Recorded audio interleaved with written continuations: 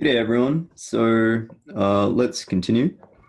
Um, so Yesterday, after I finished fulfilling the other things I had to do after filming the video, I got a little tired, and I figured I should probably make the video when I'm at my best.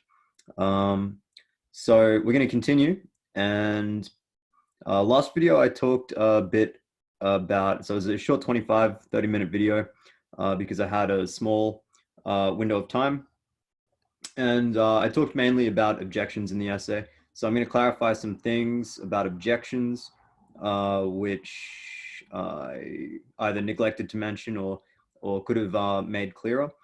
And also, I'm going to show you what I'm doing. I'm going to do something a little bit different in this video, but it is actually something that I do when I'm writing an essay. So I'm going to show you. So this is intervaltimer.com. And basically I use this to basically run these Pomodoros interspaced with 5-minute breaks. So I'm just going to go here, and you will have seen me explain what I do here in one of the previous videos if you've seen them.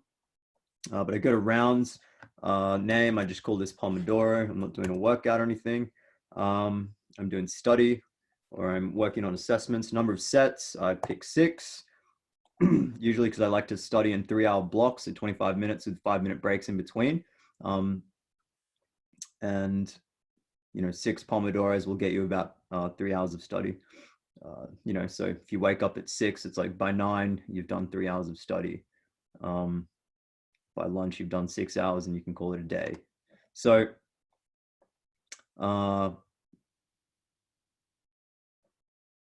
yeah, like maybe I'll call this study, and the name, we'll call that Pomodoro. Now Pomodoro is 25 minutes, so that's 1500 seconds. Okay, they're going to come up in green when we're in a Pomodoro. The breaks, I'll just call break. 5 minutes, so in seconds, that's 300 seconds. And they're going to come up in red. So you can see down here, like the study duration in total is going to be 2 hours and 55 minutes. So basically, it's 3 hours of study. So now I'm going to create the timer. And here it is. Be careful not to press this reset button, because you might be like several in, and you'll go back to the start and it'll say time elapsed is 0, and you won't know where you're up to. And yeah, you've lost track of how much you've done. So this is a pretty good way of getting that, 10 hours per course per week, including contact hours. So if you have like 3 lectures a week plus a tutorial, then, do one of these sessions twice a week for each course, and you're going to hit that pretty easily each week. Okay, so you could really, have like all of, your entire weekends free and stuff like that to pursue other things, stay on top of assessment and stuff like that. So I'm going to actually use this while I'm doing the essay, and I'm going to start it as soon as I get to work. There's something else I'm going to explain too. So by the way, none of these websites or anything are paying me or anything like that.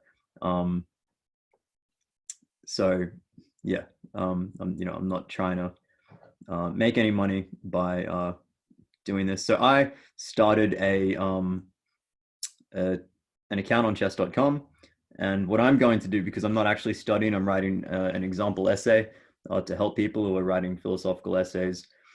In the 5-minute breaks, I'm going to play these like 1-minute blitz chess games against actual people from overseas, or they might be from the same country as me. I'm going to play against people on the internet in these like 1-minute chess games. So you go live chess, and I'll set the game up, and yes, yep, treat others how they want to be treated. Finish every game you start, don't walk away, and don't get help from other players, just programs or engines. I agree to the community policies. Okay, so I'm going to set it up so that I'm just going to move the Zoom console. that I'm playing 1-minute games, and then in the break I'll just hit play. I'll share this screen so you can watch, but like don't feel obliged to. The point is to give you a break. So yeah, I'm going to do this to take my mind off the essay, and because of the community guidelines, when it's in a beep, I'm just gonna go and pause the timer and finish the game so I don't break the rules of chess.com. And yeah, so basically the way this works is it's speed chess, and both of you have a minute on the clock, and either you can checkmate your opponent and win that way. Your opponent can decide to resign, and yeah, so that's like winning by surrender, or their clock can run down. And yeah, if they run out of time, it doesn't matter whether they've captured way more of your pieces or have such a better position. It doesn't matter if they were going to checkmate you in the very next move. If their clock runs out, they lose on time. Okay. And if you know the rules of chess, there are ways to have a draw. Yeah, several ways to have a draw. And one player can propose a draw, and if the other agrees, then yeah, you can both agree to a draw. If ever you're playing chess and your opponent proposes a draw and you've got the time to think, try and figure out what's motivating them to propose a draw. Okay, if they're proposing a draw, it's a good indication that they're not confident that their position is tenable, that they're confident that they can play on to win. So try and figure out what they've noticed that makes them uncomfortable about their position. And if you figure out what it is, and you're confident that that's what it is, you can decline the draw and exploit that weakness.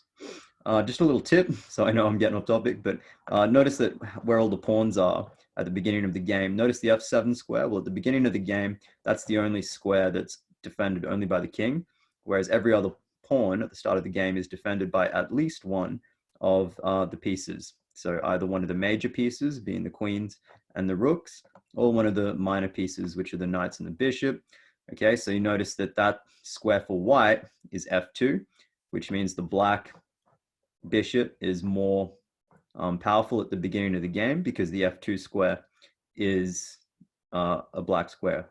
So vice versa, so like similarly for the light squared bishop for white. So at the beginning of the game, things change as the position might change, and maybe the other bishop will be stronger. But at the beginning of the game, when the game's in its infancy and people are trying to develop pieces to control, the 4 central squares, because that's pretty important. So in the opening of the game, the light squared bishop for the white pieces is stronger because it can attack the F2 square. Okay, so yeah, something that if you are going to follow along with my games and try and understand my thinking, I'm racing to control the center and exploit this weakness and force them to defend this square rather than so I'm going to make moves that achieve 2 things. They help me attack this F2 square if I'm playing as white, the F7 square. The F7 square if I'm playing as white, and the F2 square if I'm playing as black, whilst at the same time control these 4 central squares, because that's where all the space is on the board. You want to own that space. So anyways, so I'm going to start the the Pomodoro soon, and I'm going to play these chess games in the breaks. And what I'm going to do is I'm going to stop sharing the screen, and I'm going to start sharing my essay folder for the example essay I've been writing in these vids.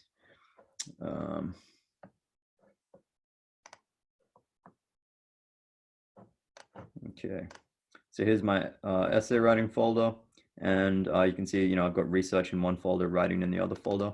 We've done our research, we're writing now, so there's my essay template, and we are almost done. So I'll stop sharing and share the essay template. So remember, a draft pops out of an essay template. Okay, so here's our essay template, and this is where we were. Okay, so a few things that I'm going to clarify again about the last video. I think I was talking about one of the paragraphs, so it was probably body paragraph 3, and when I was finding the evidence for Sorry, I'm having a bit of scroll trouble. There we go. So when I was finding the evidence for the topic sentence, so this here in body paragraph 3, I said, well, I've decided that this is what I want to argue, but what gave me the tendency, well, what motivated me to argue this? I must have had some evidence, okay? I think I said in the video that now I need to determine, because I was trying to find the source, and usually what source it is off the top of my head. I just had to think about what source it was because I had left, it'd been like a few days since the last video. But usually like it's all fresh in your mind and you know exactly what source you're looking for. But I said, okay, now I need to find this, like, whoever said that. And I don't mean, okay, this is what I meant. I didn't mean I need to find whoever said this topic sentence. Okay, that topic sentence was said by me. Okay, so I'm not looking for that in my sources. I was looking for the evidence, okay, that motivated me to come up with a topic sentence like this to argue in body paragraph 3. Okay. The other thing, in the last video, I talked about the objection paragraph. And, like the objection paragraph works a little differently because you provide the objection and then, you give a little bit of evidence for the objection. So that's the because part. Okay. So, usually in a thesis statement, you argue, I will argue, you say something like, I will argue a thesis statement in an introduction. That's like the overall thesis statement for the essay. The topic sentences are like the thesis statements for the body paragraphs. Okay, so a thesis statement is like, I will argue that X, Y, Z because ABC. Furthermore, I will argue that ABC because M, N, L. And then, maybe if there's a third sentence that's required to deliver your thesis, you'll say, finally, I will argue that alpha, beta, gamma, because, psi, kappa, phi, or whatever. Okay. But with a topic sentence, you don't really need the because bit in there because, there's no rule against it. It's not bad practice or anything, but the evidence here is going to supply that because. Okay. Unlike in an introduction, your thesis statement tells you what you're going to argue, but the introduction also tells the reader how your essay will go. Topic sentence doesn't tell the reader how your paragraph will go so much. It just says, it makes some statement. So then your reader knows, okay, this paragraph is trying to justify this statement. Okay. And you can think of each topic sentence in your essay as a premise in your overall argument. And, the thesis statement is like the conclusion, even though it's stated in the introduction. That's part of why it gets restated in the conclusion. So,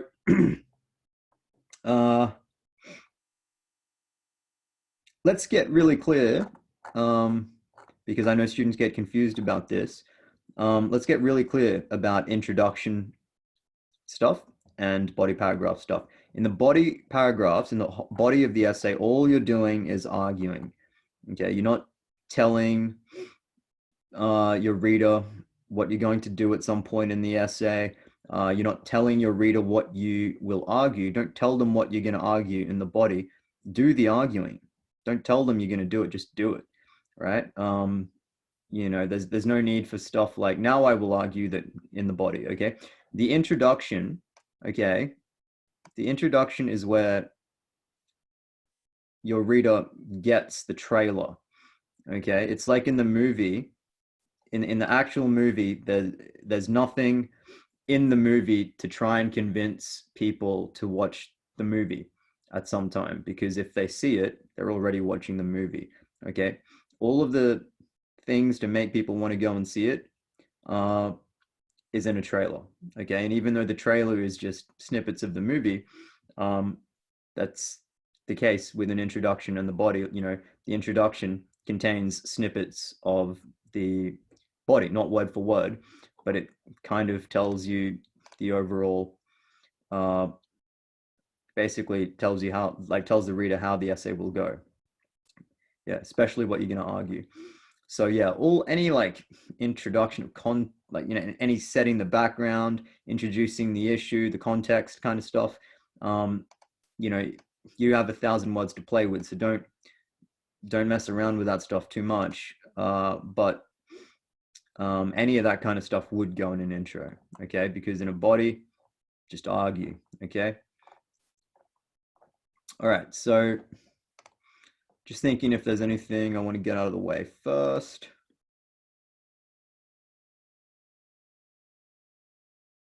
Yeah, so there's something else that I just want to make clear as well. Okay, so because of how the template looks, okay, it looks as if, you know, because in the evidence, often I have material to be cited, which I've gotten from the sources I've read.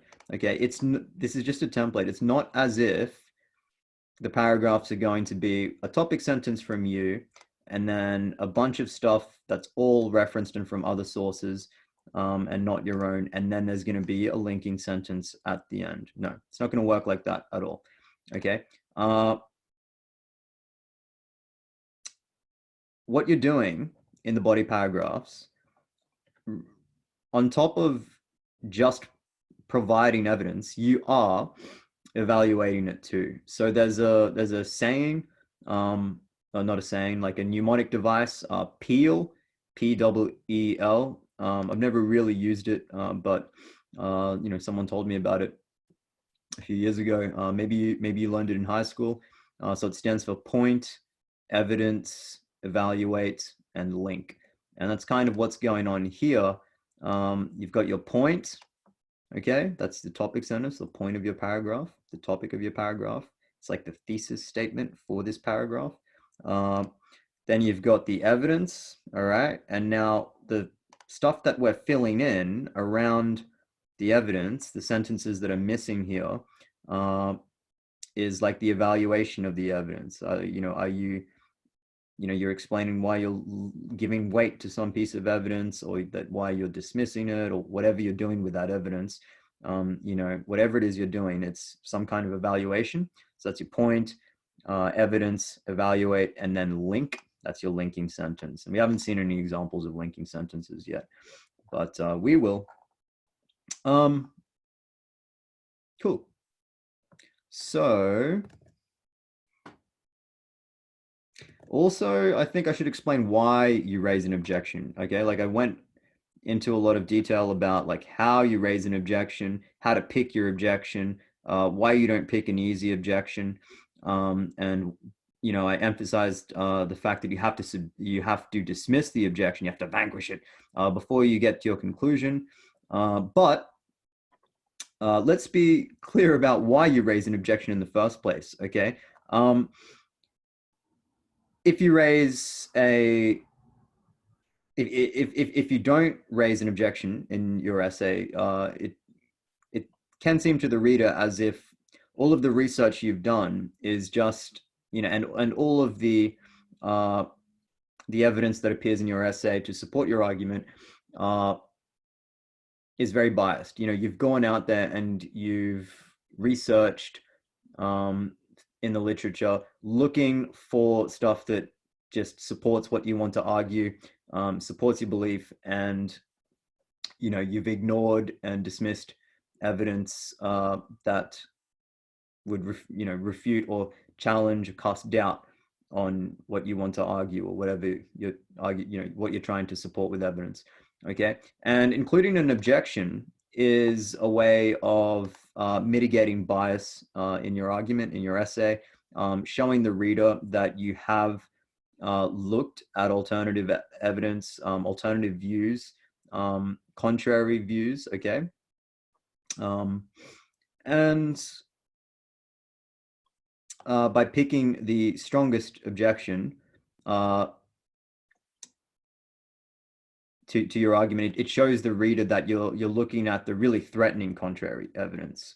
Okay, not just pushover refutations, not refutations that are easy to dismiss. Okay, So yeah, by including an objection, as the strongest objection you can find to your argument, it's something that actually makes your argument, so long as you can dismiss it well, makes your argument quality. Okay, so it improves the quality of your argument. Okay, so just thinking if there's anything else.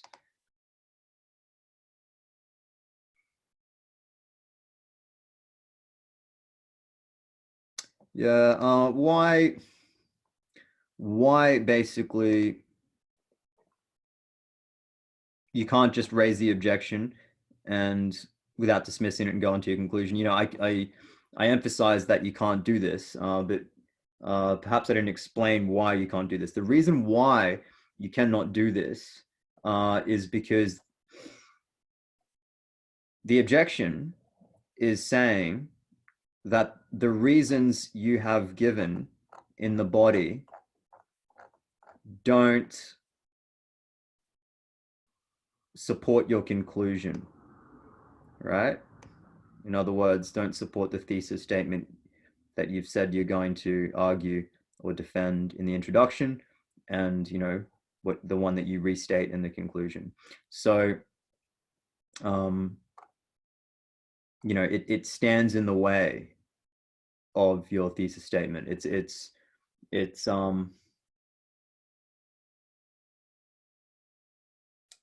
the objection is implying that this thesis statement, in other words, this conclusion, does not follow from what you've argued. Okay, and if the objection is not presenting that kind of danger to your argument, then it's not a strong objection. You haven't picked the strongest objection. Cool. So that's why you have to dismiss it. Okay, because it literally does block your conclusion. Okay, if you don't refute the objection, come up with your own counter argument, counter objection, counter refutation, counter rebuttal. Okay. Yeah. All right. And then remember everything I said about kissing princesses and princes and the happy ending. Cool. All right. So I'm going to stop sharing this screen. I'm going to take a quick 2-minute break to go to the bathroom, and I'll be back.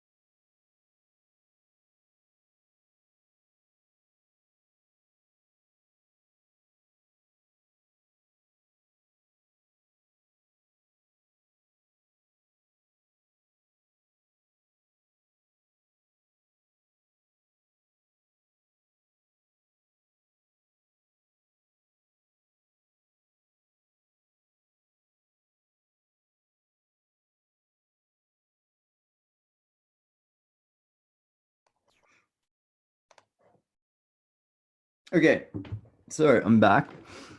I also made myself a coffee. So yeah, I've heard that people count how many I have in these. So that's number 4 for the day. So if you're gonna count one, I don't know if you're counting how many I have in videos, or whether you're counting like how many you know that I have. Yeah, that's like number 4 today. Anyways, rookie numbers. All right. So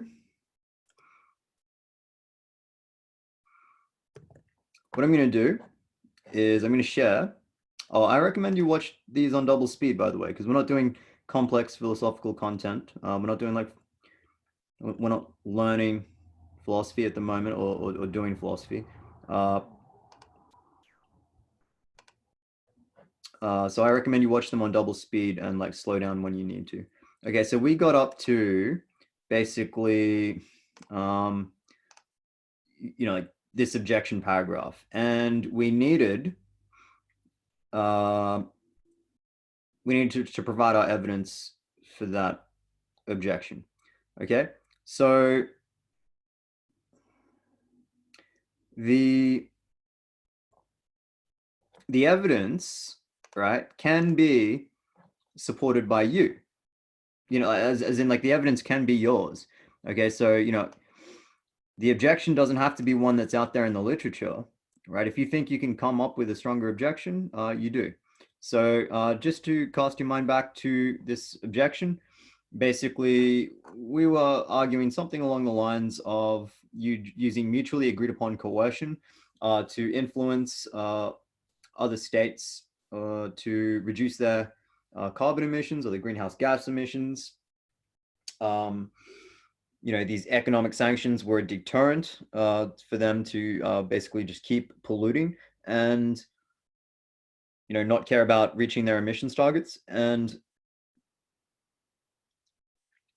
the objection was basically that it doesn't seem morally justified to take matters into your own hands and apply coercion.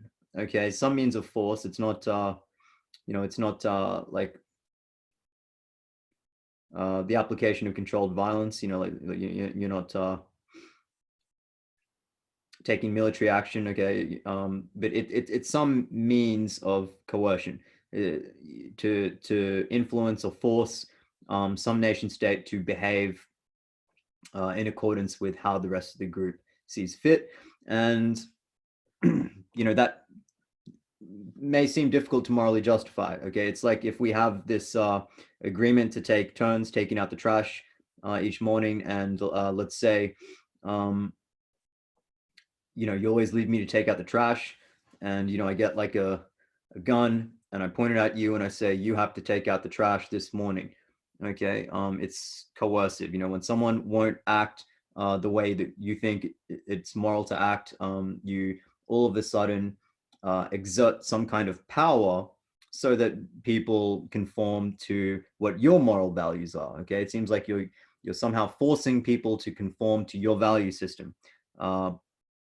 So that may seem like it's not morally justifiable. So anyways, let's think of some evidence. So let's just write some way or another what we just said, okay? Because what we just said was really simple. There's no need to jazz it up and try and sound smart. Okay, just be simple. And it's not even a first draft, it's an essay template. Okay, and even in a first draft, we're not worried about how good we sound or anything like that. Okay, garbage first draft and polish it. So the evidence for the objection is that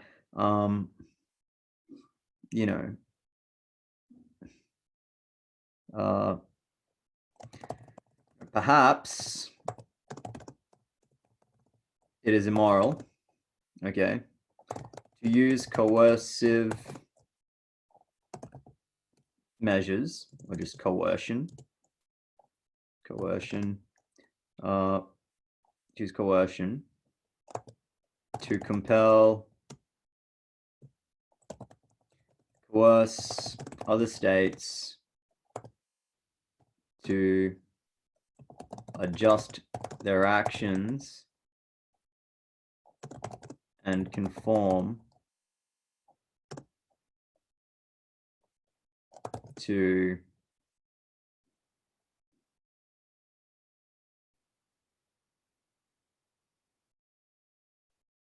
I'm just going to say another's value system. Okay, so perhaps it is immoral for, you know, other states to coerce a state to adjust. Okay, so I'm not like proofreading or editing here.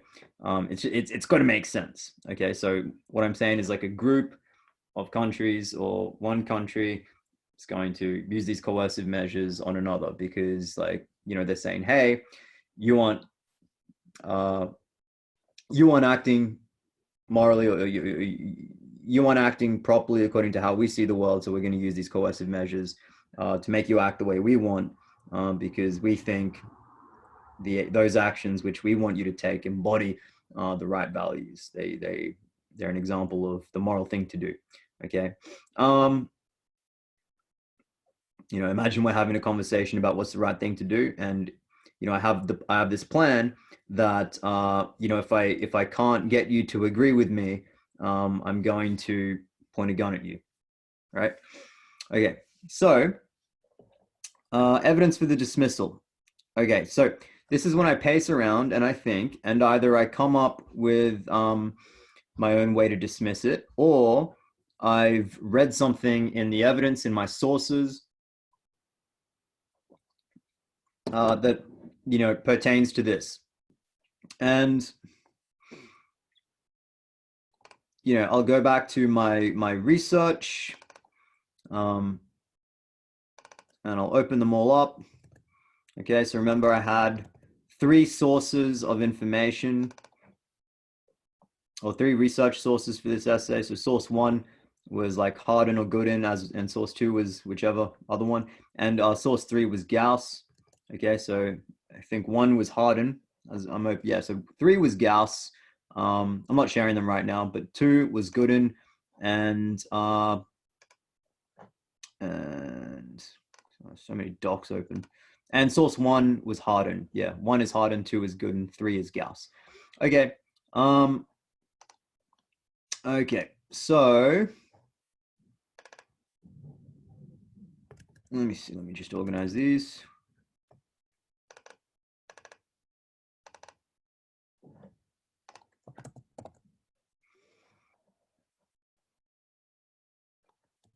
Okay. Bear with me.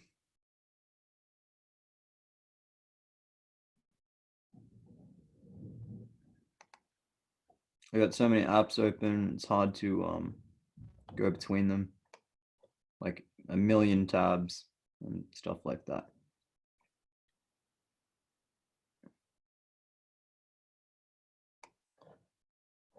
All right, I'm just gonna stop sharing. And I look around my sources, and what am I finding? I find here in source 1, okay, so I'm going to share this. Okay, I'm in scenario now, okay. As in pretending to be the student writing the essay rather than like a philosophy tutor or anything like that.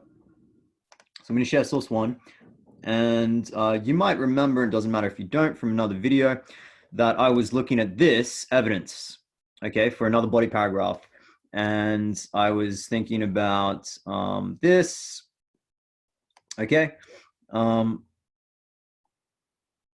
what I did was I decided that this wasn't relevant, okay, so to that body paragraph. But now I look at it here, and I realize that Harden has made this argument, Harden or Gooden, Harden, yeah, Harden has made this argument that basically injustice is preferable to total ruin. Okay, so basically that's myself summarizing the conclusion of the argument. So, you know, one of his paragraphs is arguing that, you know, it's okay to use coercion when total ruin, something catastrophic, is in place. And if you just if you pause to think about it, okay, remember how I said when I was describing the objection that it seems difficult to morally justify coercion when you don't get your way, all right, and force other people to conform to your value system, your moral norms, and things like that. Okay, but notice what would be the case. Notice what would be the case if we thought this was true. Like, where does this stop? Okay, because we have like laws in our country. Uh, you know, we have the law of the land, and we, for the most part, want a lot of them to be enforced. You know, like we don't want murder to go unpunished. Most of us have this moral belief system that includes, you know, somewhere among the values that, you know, like uh, that we shouldn't, you know, take life unnecessarily or something like that. You know, that the unjust that unjust killing should not go unpunished. There should be some deterrence. There should be some justice for the victims and their families and things like that. And you know, how do we enforce these laws? Well, we have a police force, and what do they do to make people front the courts? What do they do to enforce the law? Okay, they use coercion, and it's a very literal force. You know, it's uh, they apply force to basically bring people before the courts. You know, to apprehend them and things like that. So really, if that objection was the case, it would be difficult to justify having a police force. And some people actually think that's true. You know, that it is difficult to justify having a police force. You know, there are anarchists and other kinds of you know, political views that think a police force isn't necessary. But I think most of us and most readers of this essay would think that we need a police force to you know, enforce laws, to make criminals appear before the courts, to apprehend them, take dangerous people off the streets, and things like that, to take them away from the public. So we think it's in the public interest, like most of us do. And if the argument that that, you know, coercive behavior was morally unjustifiable, notice that it would seem to suggest that having a police force was unjustifiable. You know, throwing prisoners in jail for committing murder. You know, we don't want you to murder people. And if I can't win this moral debate with you that you shouldn't go around murdering people, is it okay then for someone to take a gun and point it and say, stop murdering people, and while you're at it, get down on the ground so I can arrest you? Okay, and it's even better if the person who does that is well trained to handle the firearm and to apprehend people and things like that. Okay, so it seems that we are willing to accept some level of coercive behavior in order to prevent catastrophes, you know, people being murdered, the planet becoming uninhabitable. Okay, if we are willing to use coercive behavior to prevent people or to punish people for shoplifting, then what about preventing the planet from becoming uninhabitable? Okay, so you know, it seems like we can deal with this objection. Okay, let's do it, and we're going to use this evidence. Injustice is preferable to total ruin. Okay, and this too, you know, Harden only recommends mutual coercion that which is mutually agreed to by the majority of participants and those affected. Okay, and notice that's what we have. At the beginning of this issue, we talked about the various nation states meeting at a summit, agreeing to meet carbon emission reduction targets, and that they would be willing to employ economic sanctions. The group would employ economic sanctions against an individual nation state for failing to reach its targets. Okay, so it was agreed upon from the beginning. In fact, maybe that's even easier to morally justify than the case in which we arrest people, because when people are born, they're too young to agree to the laws of the land. It's like an implicit, unstated social contract that you are born into. Okay, whereas this isn't like that. It's not a social contract. It's not implicit, and no one's born into it. It was explicit. It was agreed upon by all involved, all of the nation states. So things are starting to look up. We can deal with this objection. Okay. Or I can deal with this objection because I'm in scenario. Okay. So I'm going to take this evidence. I'm going to stop sharing. And I'm going to start the Pomodoro because I forgot to do that. So I'm going to start the Pomodoro. And now, okay, so that beep was the Pomodoro. I'll actually share that. So there's a lot of difficult stuff, like a lot of apps that are open. It gives me like so many options to share stuff. The stuff that I want to share isn't there. Maybe if I close some apps.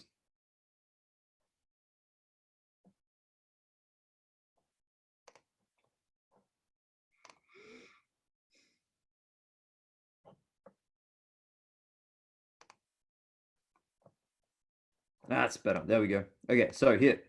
Yep, so I've got the Pomodoro going. We're about a minute in. You can full screen this by just clicking that if you want. But I'm going to tab in and out of chess.com in the breaks. Okay, so we've got the Pomodoro going. We're at work. And I'll go back to sharing the essay.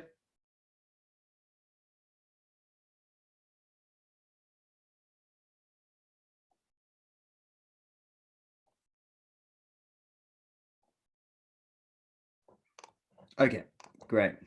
So what I'm going to do, okay, you see here's the objection paragraph, and I've got evidence for dismissal. Okay, wham. All right, and they both come from the same source, which is source 1, and they're both on the same page, 1247. Okay, we leave the linking sentence for now. Okay, now what we're going to do is we will flesh this out. Okay, because like this is it, like you like kind of done. All right, like at least all the hard stuff. Okay, like it's not just an essay template anymore, but it's not a first draft yet. So let's understand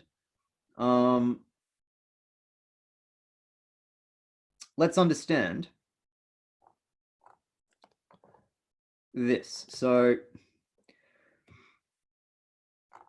remember we started with a generic essay template, like at the very beginning, we just had like introduction, thesis statement, body paragraph, topic sentence, evidence, linking sentence, rinse and repeat for however many paragraphs we suspect we'll have, with respect to our word count, and then conclusion, restate thesis statement. It's all very templatey. Okay, now that we've filled stuff in, we've filled in our topic sentences with the evidence that we intend to use. Okay, we have more than just an essay template now. It's not a first draft yet, but it's more than just an essay template. What is it? It's pretty much like your individual essay plan. Okay, so it tells you exactly how you're going to use everything. It tells you what you're going to argue in each paragraph. It tells you what evidence you're going to use in support of your argument, what objection you're going to raise. And even though we haven't written the introduction yet or the conclusion yet, it also tells us what our introduction and what our conclusion is going to be. Because what do you do in an introduction? You tell the reader what you are going to argue, and you tell them how your essay is going to go, basically. And our body paragraph, at a glance, tells us what we are going to argue in our essay, and it also tells us how our essay is going to go. All right. Now, a conclusion is very much like an introduction. In an introduction, you're telling them what you're going to argue, and in a conclusion, you're telling them what you argued. So it's pretty much your introduction as well. Okay, so if the conclusion's just like an intro, and the intro is just, it falls out of the body naturally, then so does your conclusion. Okay. So now your essay template is like doubled as an essay plan. Okay, it's not just a template for some generic essay structure, right? It's a plan for your individual essay, and from there, the first draft will just naturally grow out of the plan. So you can think of it like this, like the like bonsai trees, those pot plant bonsai trees that you can sort of groom and prune and stuff and nurture. Okay, so you can think of the template as like the seed. Okay, and the topic sentences are like the soil. The topic sentences, once you've put them into the template, they're like the soil around the seed, and then the evidence that you're putting into the paragraphs that you're going to use to support your argument is like the water that you put into the soil where the seed is buried for the pot plant.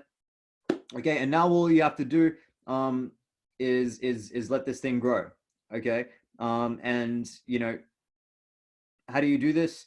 By making things into proper sentences, and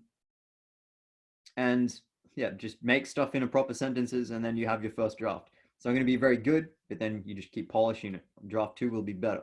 Draft 3 will be better. Again, the more drafts you go through, the better it will become. Okay, so what you do now is you just start fleshing out the body. Okay, so I hope you're looking at the essay template, which is now an essay plan. So I'm just, I don't know what you can see, so I'm going to stop sharing and reshare.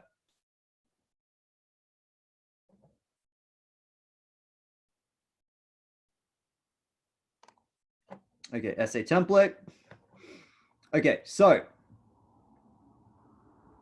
here we are. And what I'm going to do is I'm going to click on it. I'm going to go Control A. And what I'm going to do is I'm going to open a new document in Word. And I went Control A to highlight everything. And then I copied it. I pasted it all into a new document. And I'm going to save it in the writing folder.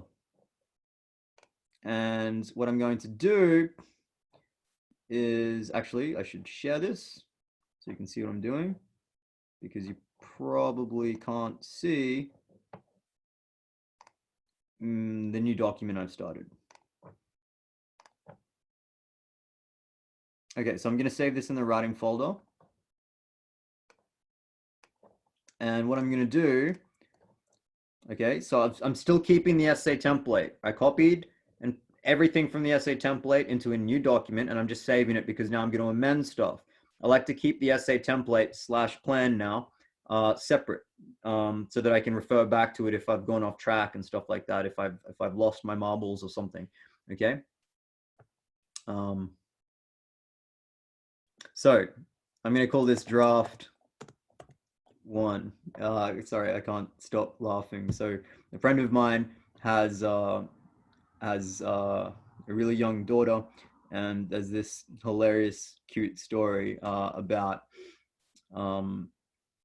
some guy. So this actually happened. This guy basically was joking with the father of the daughter, which is like one of my best friends, saying, I'm losing my marbles. And my friend's daughter overheard it, and about an hour later, you know, she was like pacing around in the living room, looking under, you know, the couch and under pillows and things like that. And my friend's like, "What are you doing, sweetie?" And she's like, "I'm looking for that man's marbles." It's the cutest thing ever. So cute. Anyways, I'm going to save this document. Oh, such an angel.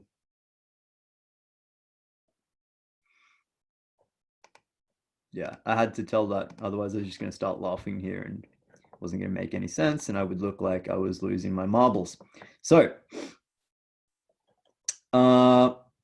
this is, I just need to see what this is because the console is in the way. Yep, it's cool. It's named draft one.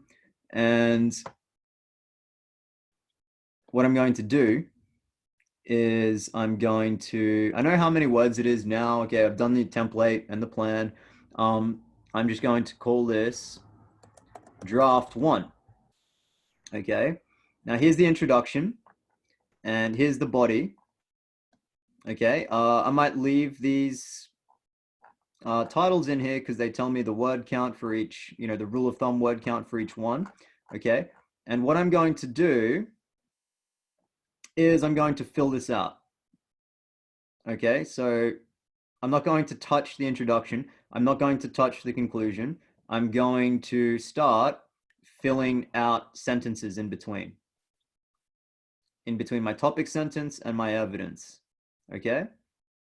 So, and then in between the pieces of evidence too, right? So, what I'll do here is I'll start highlighting these, all right? And I'm going to put them in red text, or actually use the highlighter function. Okay, that way I know that I should get rid of them at some point. Okay, now here, what I'm going to do is I'm going to control left this. Okay, I'm going to highlight that guy. All right. Okay, to start giving it more of the shape of an actual draft. Okay, so maybe I'll just put the topic sentences to the left. Okay. All right, it's just easier to look at, okay, because when you've got stuff in the center and all that, it's you know, it can get a bit confusing because it doesn't look like an essay. So yeah, I'm just going to start putting stuff to the left. You know, highlight basically topic sentence, evidence, and linking sentence in every part of what remains of the draft. Okay, evidence. Okay. Now you should really rest assured that all the hard work is done. It really, really is. What was the hard work? The hard work was the thinking. Okay. This is just tapping keys. All right. We're just tapping keys now.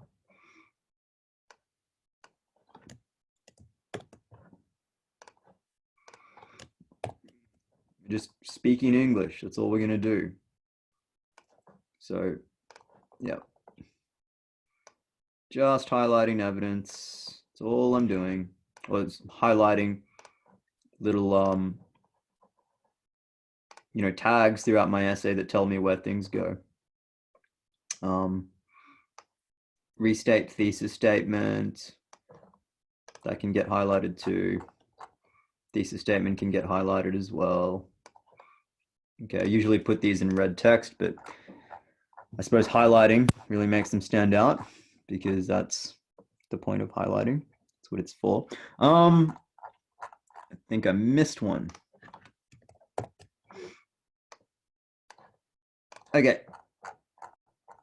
And now, so that none of these appear in what I eventually submit, I'm just going to look for colons and see that everything that has a colon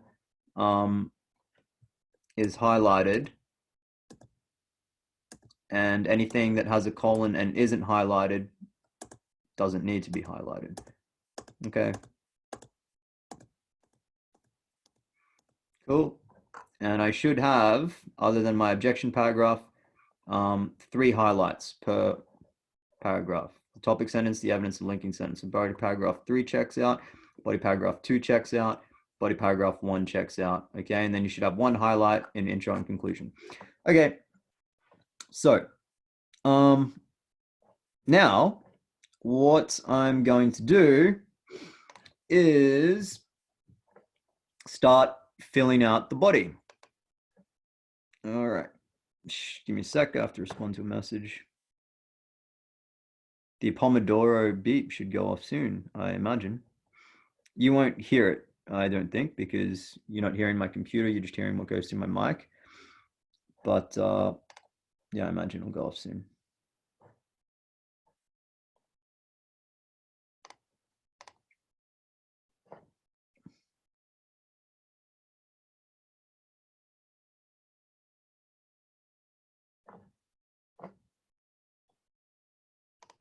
Okay, I'll respond to that one. And I'm done with this. So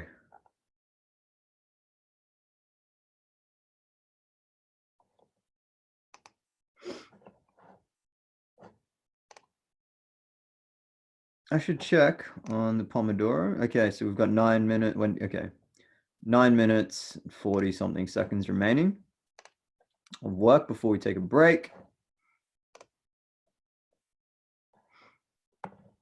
Okay, so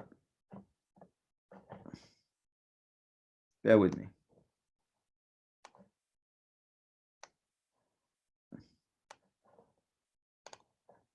All right, back to it. Now here, sometimes it can get a little bit difficult to start connecting sentences. Okay, so what you do is you just try and write a sentence in between here. Sometimes one isn't necessary. Okay, you can leave it. All right, and just as a side note, if you look, you won't need a sentence to connect, your topic sentence to evidence sometimes you will. But if you look here, if you highlight that, what I've highlighted is like 86 words. Okay, and a body paragraph's meant to be 300 words. So it's like you've really got 1/3 of the paragraph word count, like the rule of thumb for the word count there. Okay, so that's like 86 words. Yeah, 88 words, including like linking sentences. That's getting deleted. So yeah. Sorry, I need some coffee.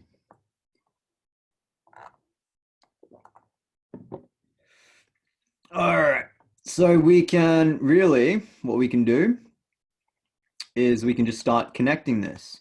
So, whoops. Rather than delete that evidence, I'm going to keep it there. All right. And I'm just going to start writing the paragraph.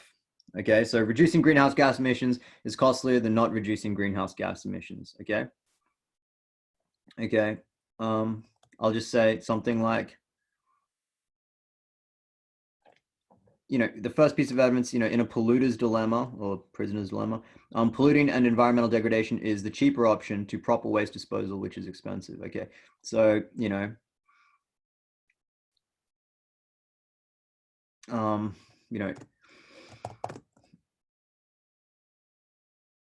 just going to say, it can be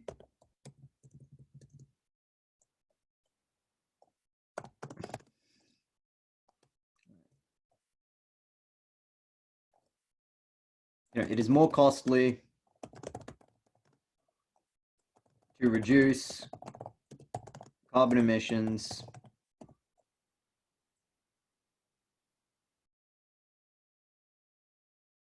actually, no, I'm repeating myself. Reducing greenhouse gas emissions is costlier than not reducing greenhouse gas emissions. Actually, what I'll do is I'll change this topic sentence and say,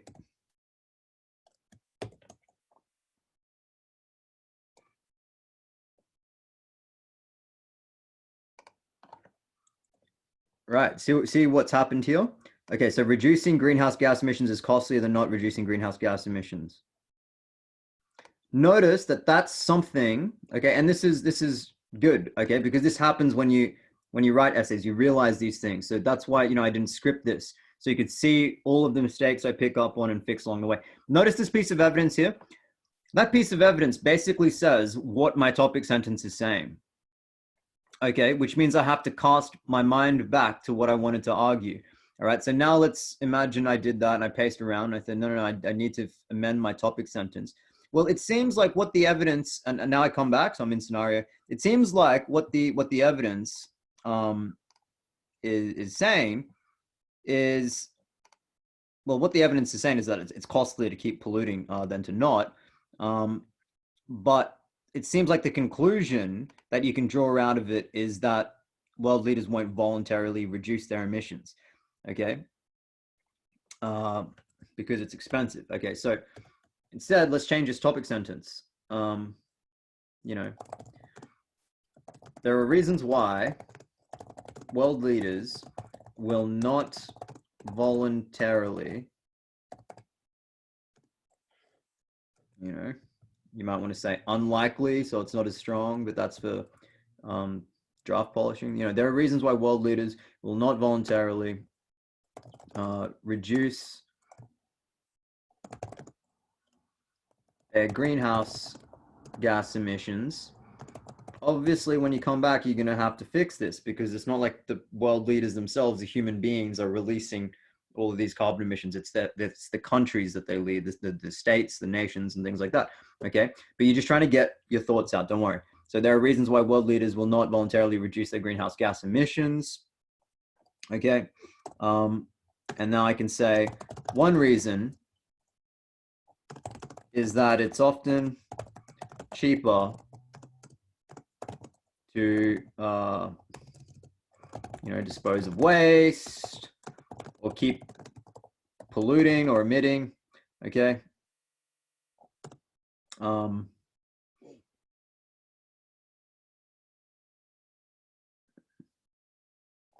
Just say dispose of waste without purifying it first, or something like that. You're gonna have to find a better way of saying this. That's for later. Okay, so if you're going to get rid of trash, it's more costly to make that waste more environmentally friendly than otherwise. Okay, so like the cheapest thing is to just dump it, just throw it somewhere, right? But to take these measures to make it more environmentally friendly is going to be more expensive. Okay, so now we can see that that kind of connects to this evidence. And remember when I wrote this evidence down in my research after I'd read through some literature and stuff, I changed the words. So that was like the first layer of changing the way it initially appeared in the text to that's the first layer of defense against committing plagiarism and making sure that you paraphrase properly. Well, this is the second layer because I'm not going to write it exactly how it is here. Okay, so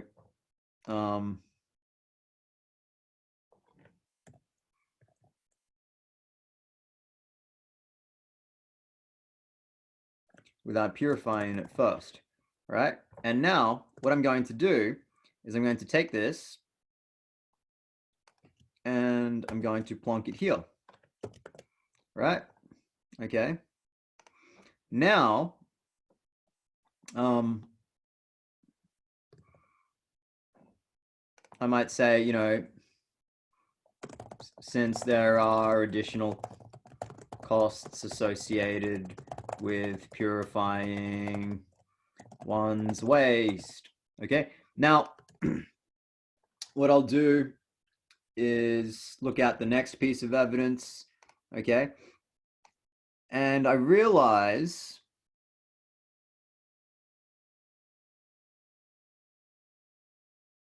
that by the way, I should have Control C and Control V, not Control X. Okay, you want to keep you want to keep all this information, where something came from. Because if you change something or you mess something up, you can look back here and see where it came from.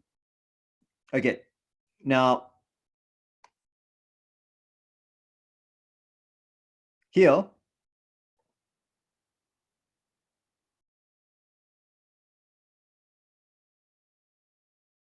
these two pieces of evidence really make the same point. Okay, so I can kind of pick who I go with, and what you can do is this.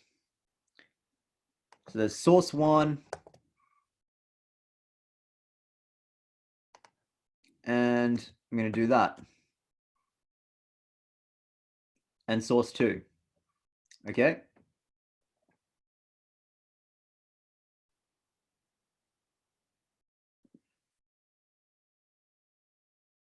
So I've kind of used these two, right? Now, oh, there's the beep. Okay, that means we're going to start a chess game.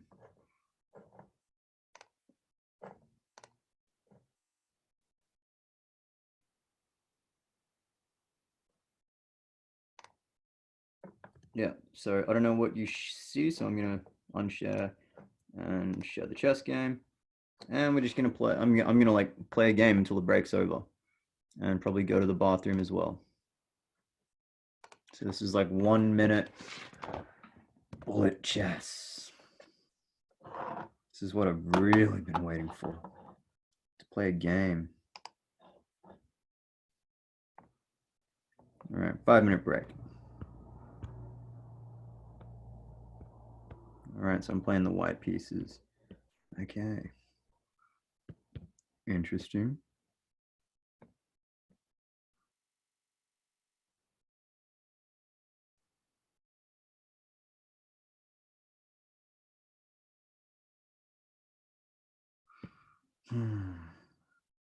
Double attack, queen and bishop. Who do you like? Obviously, you like your bishop more. Did that queen have a name, son?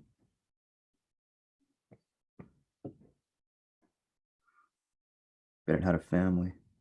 I don't really care if you want to take that bishop. Go ahead, take it. Okay, don't take it. All right, now what we're going to do is going to kick this bishop out of the way.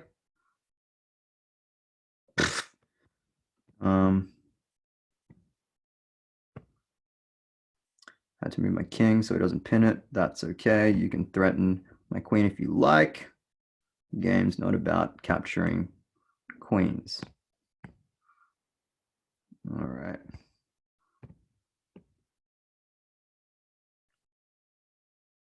Cool. Develop my knight. Hope I don't lose on time because I've been talking too much smack. Ah, yeah, skewer.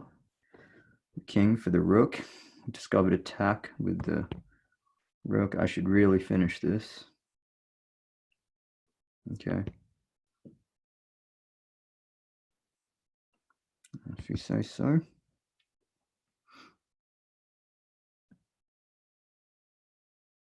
Hey, ran out of time. Probably could have mated way earlier. All right, new game. Good game, buddy. Okay. Now I'm playing the black pieces. Ah, damn it. This is the English opening. I hate playing against the English opening.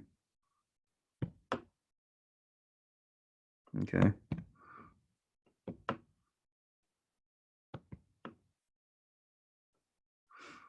All right. You haven't castled. All right. So whenever you castle before your opponent, attack the center because the king is lined up in the center. Okay. I like to keep my bishop for as long as I can. Threaten le bishop. Oh, that was silly. That was real silly.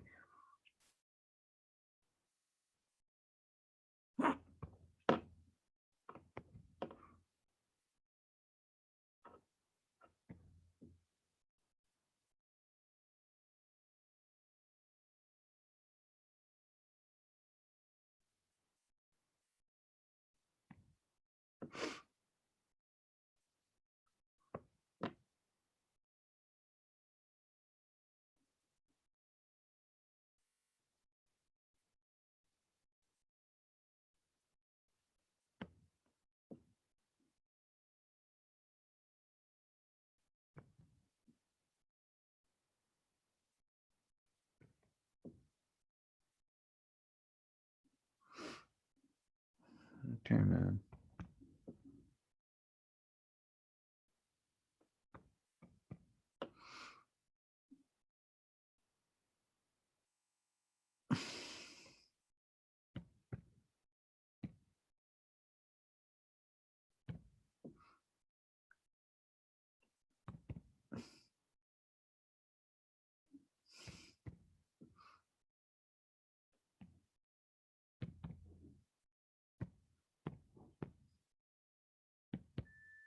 Oh, right on the break. I won on time. Sorry, buddy. Got to decline your rematch. Okay. I'm going to pause the Pomodoro because I'm going to I'm going to go to the bathroom, take a break, and I'll come back and keep going.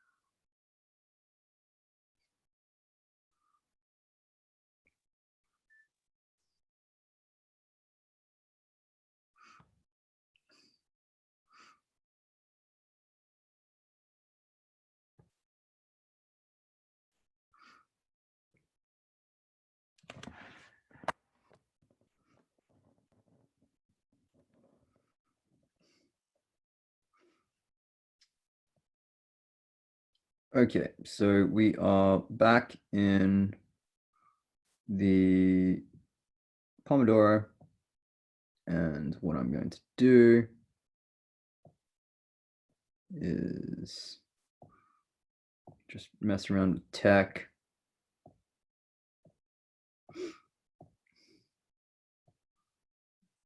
Because I have like a million things open.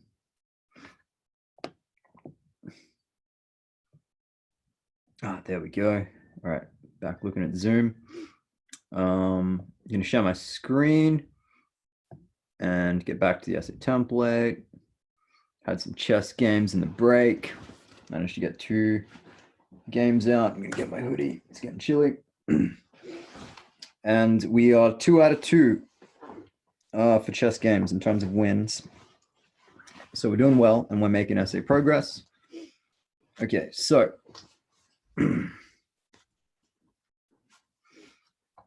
let's see.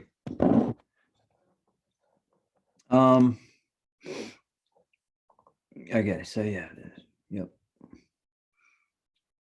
All right, so we said it was, like cheaper to just dispose of waste, like greenhouse gases and just pollute without purifying it first, because there's extra cost if you're going to purify it.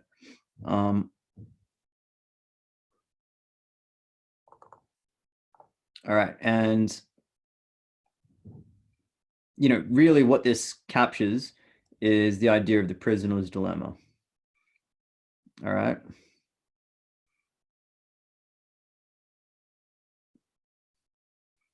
Okay, so remember how we said that in the prisoner's dilemma,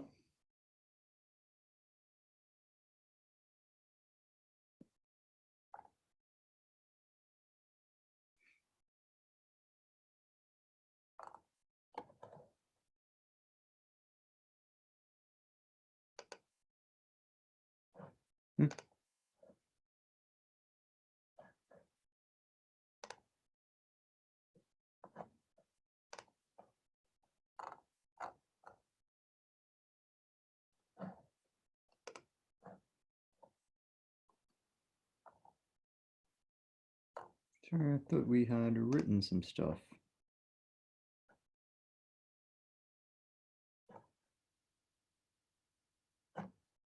Oh, it's the draft that I should be sharing, not the essay template. So I'll go back to sharing the essay template. So go back to sharing the essay draft. Sorry, it's been a really long day. Okay, so I'll share the essay draft. Okay, back in the draft. And I'm going to close the essay template unless I need to come back to it. Okay, so remember we said that one of the reasons why the nation will, each individual nation will decide not to reduce is because they're in a prisoner's dilemma or a polluter's dilemma. So basically they'll say, what if, suppose everyone else reduces their emissions? Okay, well then I'll get the benefits of reductions in carbon emissions for free. I'll get the environmental conservation, I'll get the clean air and all that stuff for free. So why should I do it too? Because in the grand scheme of things, I'm not significant. I'm not the one tipping the carbon emissions over the threshold.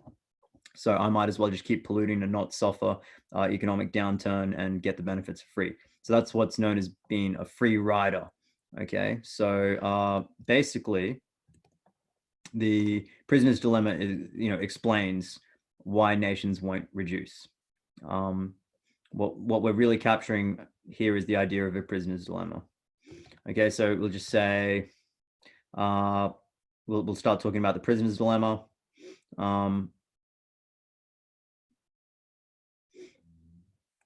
Okay, so we'll say something like, okay, the prisoner's dilemma, and then we'll put in brackets here with respect to reducing greenhouse gas emissions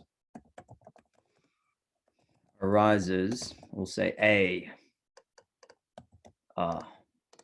something that you'd more fix in polishing. That usually sometimes implies some kind of uniqueness, right? So a prisoner's dilemma with respect to reducing greenhouse gas emissions arises because the cost of reducing greenhouse gas emissions for an individual state is significantly costly, expensive. That's how you might polish it up. Is significantly costly. One mouse. There we go. Is significantly costly compared to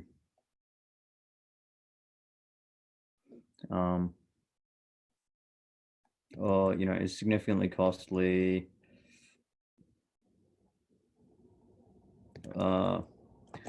despite the fact that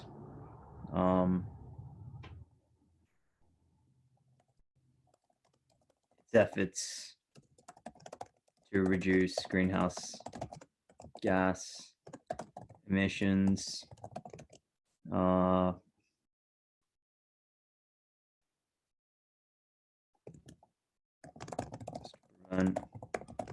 global warming are insignificant. Okay, so an individual country's efforts are insignificant compared to the efforts of everyone, even though the efforts of all of the countries are what would prevent it. If you just choose one of those countries and removed their efforts, it wouldn't make the difference between being over the threshold and under the threshold. That's how they might reason in a prisoner's dilemma. And many economists think this is indeed how they do reason. Okay, of course it all adds up, but they might want to be a free rider. That's what I'm saying. Okay. All right, then maybe I would include like a diagram or something. Okay, so maybe I'll say like we can understand the prisoner's dilemma by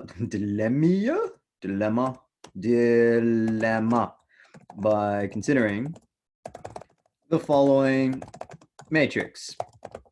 Okay, now I haven't done that matrix up, but what I'll do is I'll fire up OneNote, and I managed to fix it so it's no longer buggy anymore. It's not perfect, but it works pretty good. So I was using like OneNote 2016 because it wasn't being buggy. But now I'm using the OneNote app, which is what I used to use. So what I'm going to do is I'm going to stop sharing, and then I'm going to share OneNote, and I'll show you how this works. So sharing OneNote, and okay, remember how I said this would all be easier, like understanding a prisoner's dilemma, if I drew a table or a matrix or something like that. Well, now I'm going to draw it, and things are going to be simpler. So, okay, tablet mode. That's where you get to see the creases and wrinkles in Billy's forehead, and the stuffed toys on top of my bookshelf, which were gifts from my parents when I was a baby. So let's go to draw. Okay, so let's draw in green. How does that look? Yeah, pretty good. Okay, so let's take a ruler, and let's say here's our table.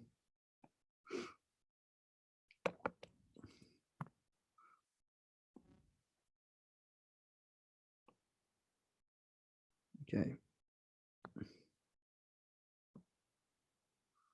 like that.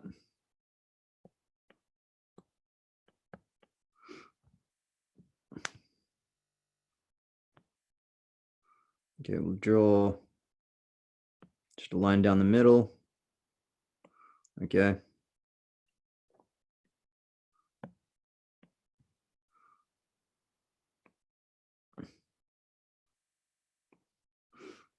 All right. So basically, you can think of it as this, like, up here,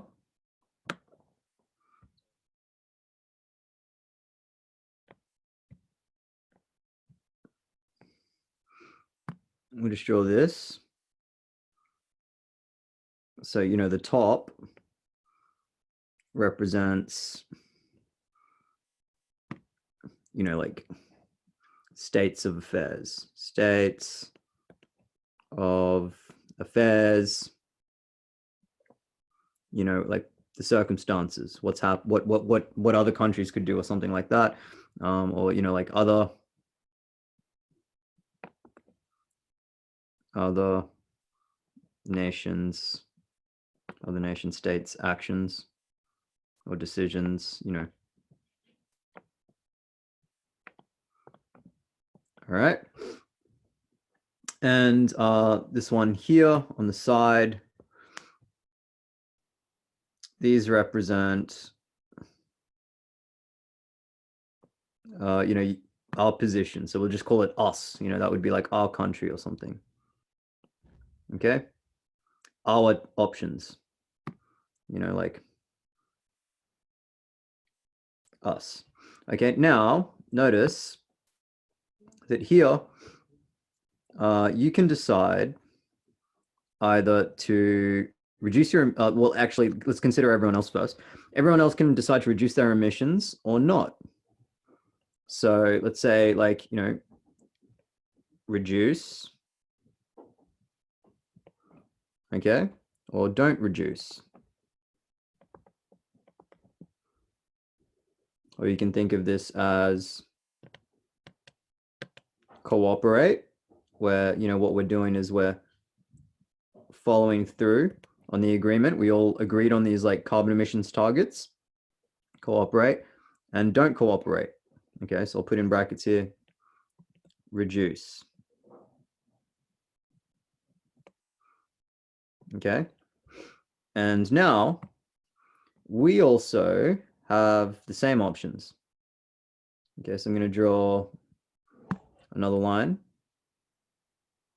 here, and I'm going to say, like, here we have the option to, like, we have the same options as everyone else, to reduce, in other words, to cooperate. So cooperate, or not. So obviously, you would do, if I'm writing an actual essay, I would do this up properly in like Word or Excel, or I would in fact myself use a program called LaTeX. Okay. So LaTeX is like a math writing software. Okay, it's for writing mathematical equations, writing papers in math. Okay, just tidying stuff up to make it look less confusing and neater. Okay,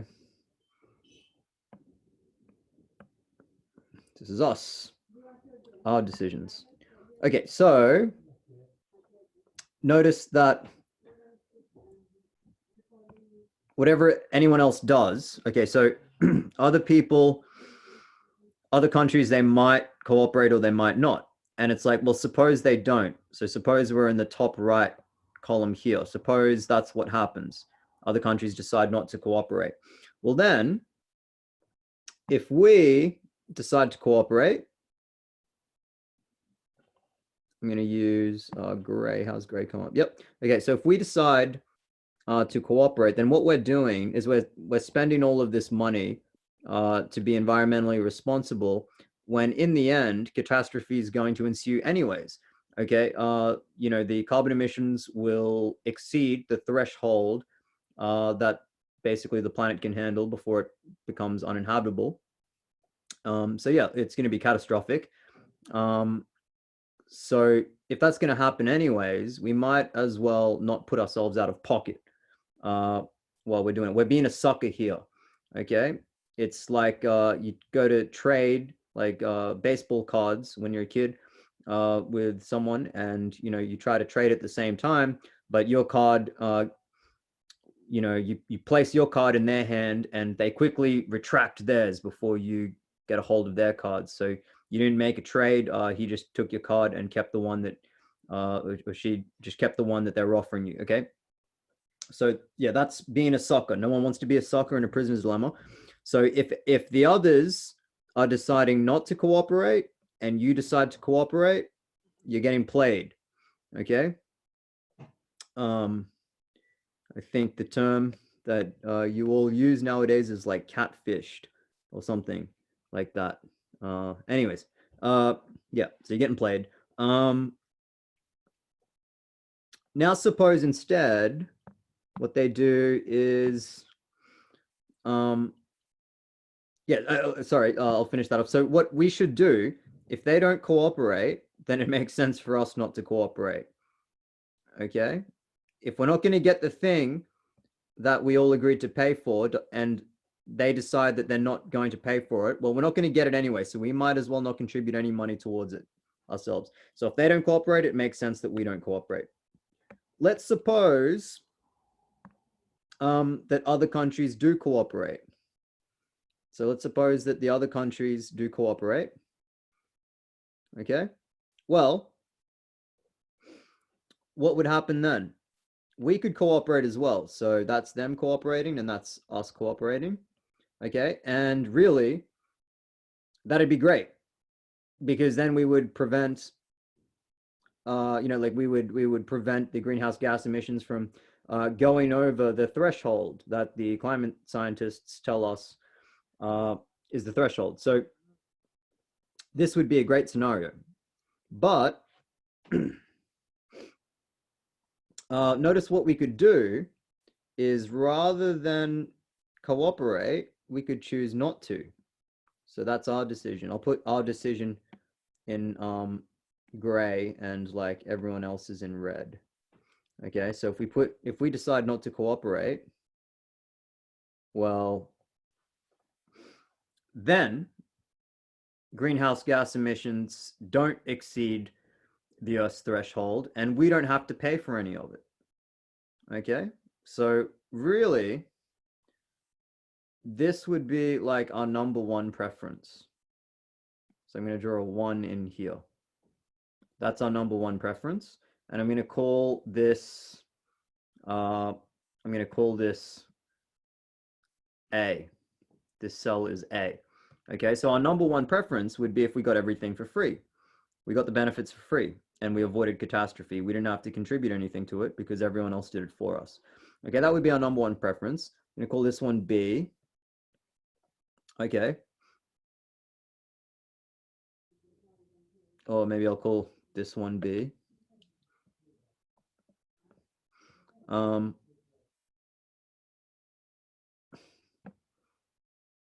know what? I'm just gonna like label it intuitively. A, B, C, D. All right. Okay, so this is all in scenario. Like this is me trying to reason through my essay and my argument. Okay. A, B, C, D, and yeah, C would be our first preference. Okay. Well, notice that either way, whether they cooperate, whether everyone else cooperates or not, it from a goal rational perspective, where we're not so concerned with acting morally, it makes sense for us not to. Okay, so red, they don't cooperate, then it makes sense that our actions in gray is not to cooperate. Okay, because if they don't, we're not going to foot the bill for nothing. All right, now imagine red, they do cooperate. Oh gosh. They do cooperate. Okay, then it still makes sense for us not to. Okay, because remember, our contribution when we cooperate is insignificant as to whether, maybe we're not like one of the massive countries that have like so many factories and so much industry. We're not one of the countries that contribute heaps, okay? We're not going to be one of the ones that push it over the threshold. Okay. So let's start numbering the preferences.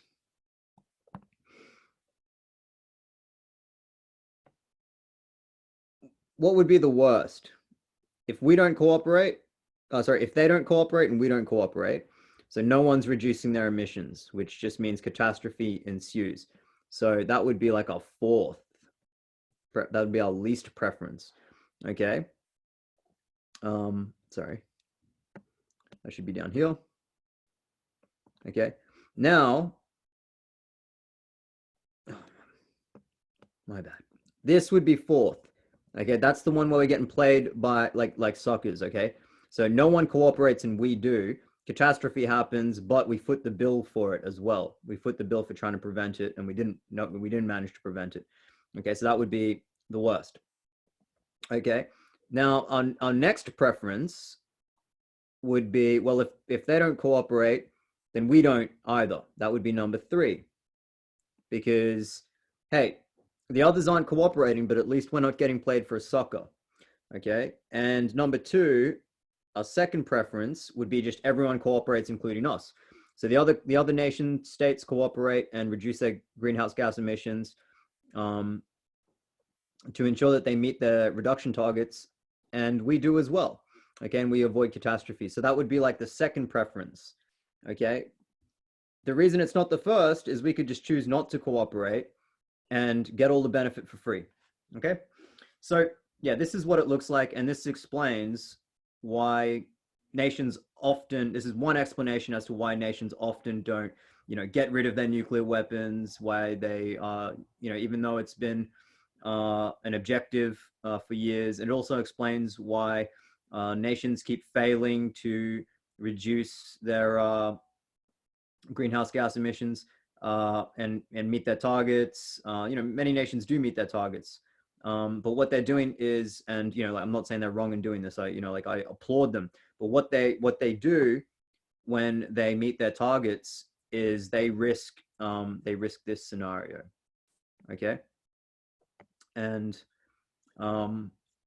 unfortunately, because overall the emissions aren't on the decrease, they are actually in this scenario until other nations start playing along. So they're actually being brave. They're being like heroes. They're trying to set the example to make this kind of thing happen. Maybe to end up in cell 2, you have to be one of the ones who lead by example to end up in cell 4. But the problem is that makes other countries think that they can achieve this scenario, cell 1. Okay, so yeah, what a challenge. To get other nations to act ethically when it comes to curbing their emissions. So yeah, this is a prisoner's dilemma, and I'm going to come out of tablet mode, and this kind of explains why world leaders won't voluntarily reduce, and that's what we're arguing in body paragraph 1. Now, in your essay, I do not recommend that you include a diagram or something like that, and the reason is that your tutor could interpret it as for example, suppose you included a diagram that explained the problem of induction. Well, as a marker, we don't know whether you actually explain the problem of induction, because that diagram's doing a lot of explaining for you. So yeah, better to just explain in words the problem of induction. In other courses, it might be more acceptable to include diagrams. And because this would be say a political philosophy course, and what we're appealing to here, we're not making a philosophical argument. This is an economic model in game theory. Oops, that's the Pomodoro break. Yeah, that's an economic model in game theory. So, it might be appropriate to include a diagram. So in my draft, I'm probably going to leave it out for now, but imagine that it's in there. Okay, time to stop sharing OneNote and play some Blitz games.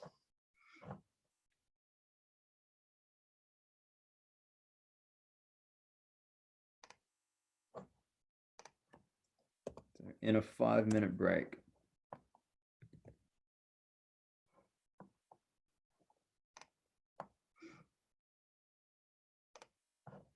Okay. All right. First live game. Gives you these little achievement thingies. All right. Let's do it. Okay, so I had the beep for the break, saying that the Pomodoro was over. And we made some progress in that Pomodoro. We captured our thinking in a diagram with respect to the prisoner's dilemma. Okay, this bishop might take that pawn. Nope. Oh, you want to... Okay.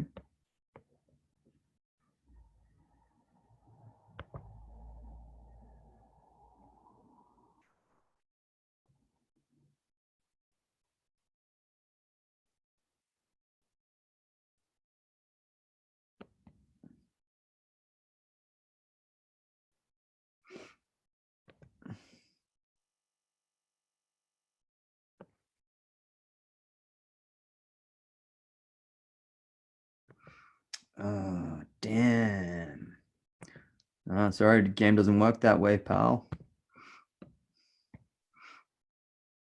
Please.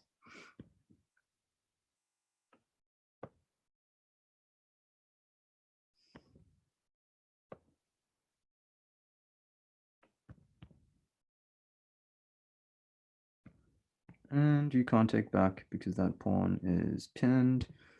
Yep, just threaten the queen. Yeah, because I'm not going to move stuff.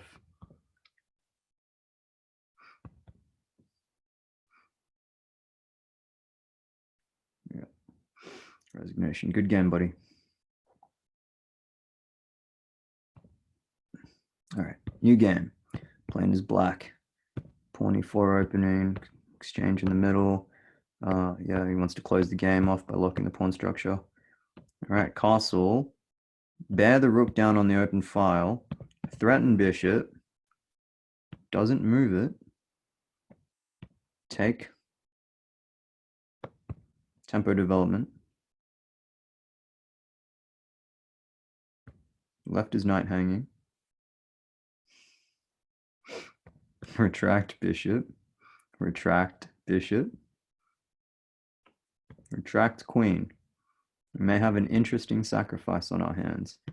All right, sacrifice the rook for the knight, leaving our knight hanging by the pawn in the middle. He takes.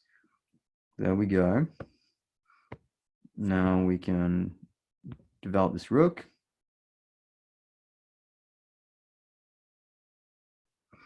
I'm going to take a risk. No, I won't do it. Of course you would. Okay. Fine. I'll skewer the rook. Now the queen and the rook is being threatened. I will take that.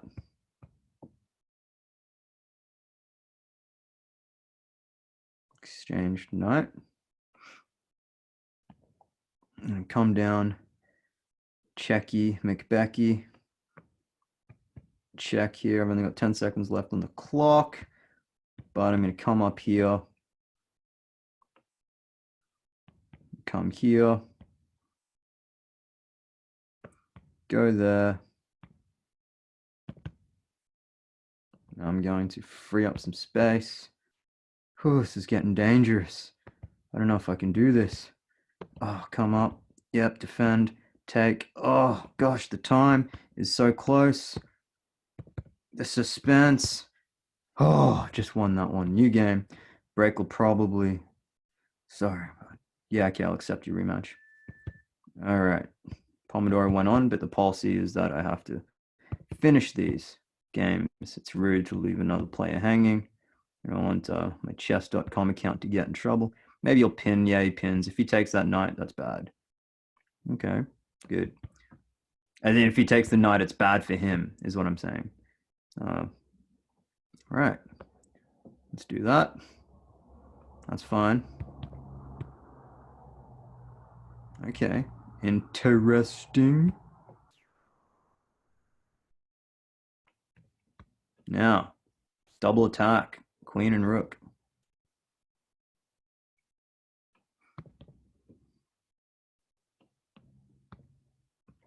Oh, I can't take that. Good. Yeah, now I'll take. I'll come up here. That was cute. Oops, that was bad. That was really bad. That was not wise.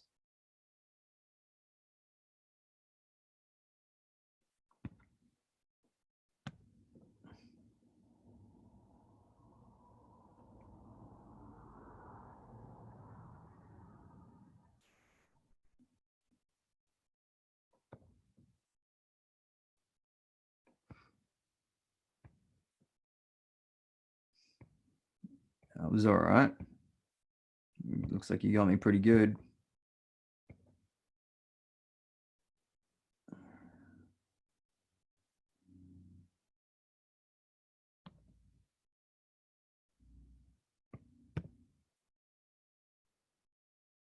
Got me. Good job.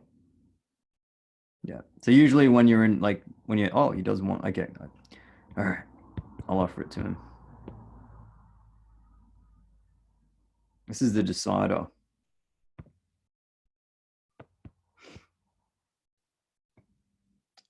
I'll develop that.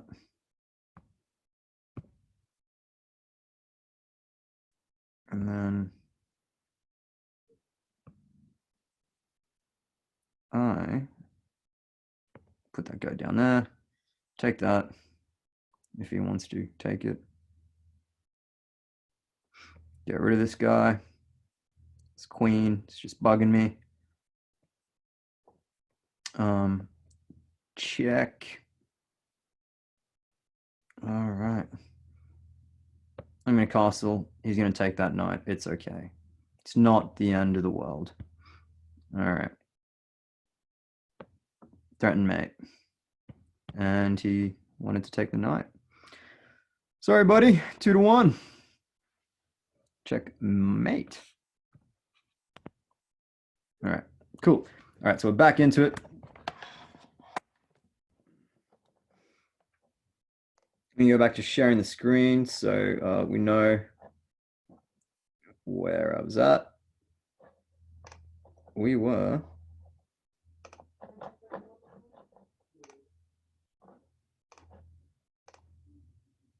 capturing our thinking diagrammatically in what I've drawn here in OneNote, and that was a table that describes the prisoner's dilemma. So now I'm going to like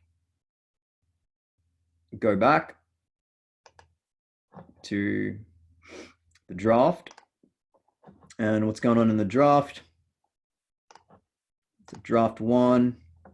I can close like sources now.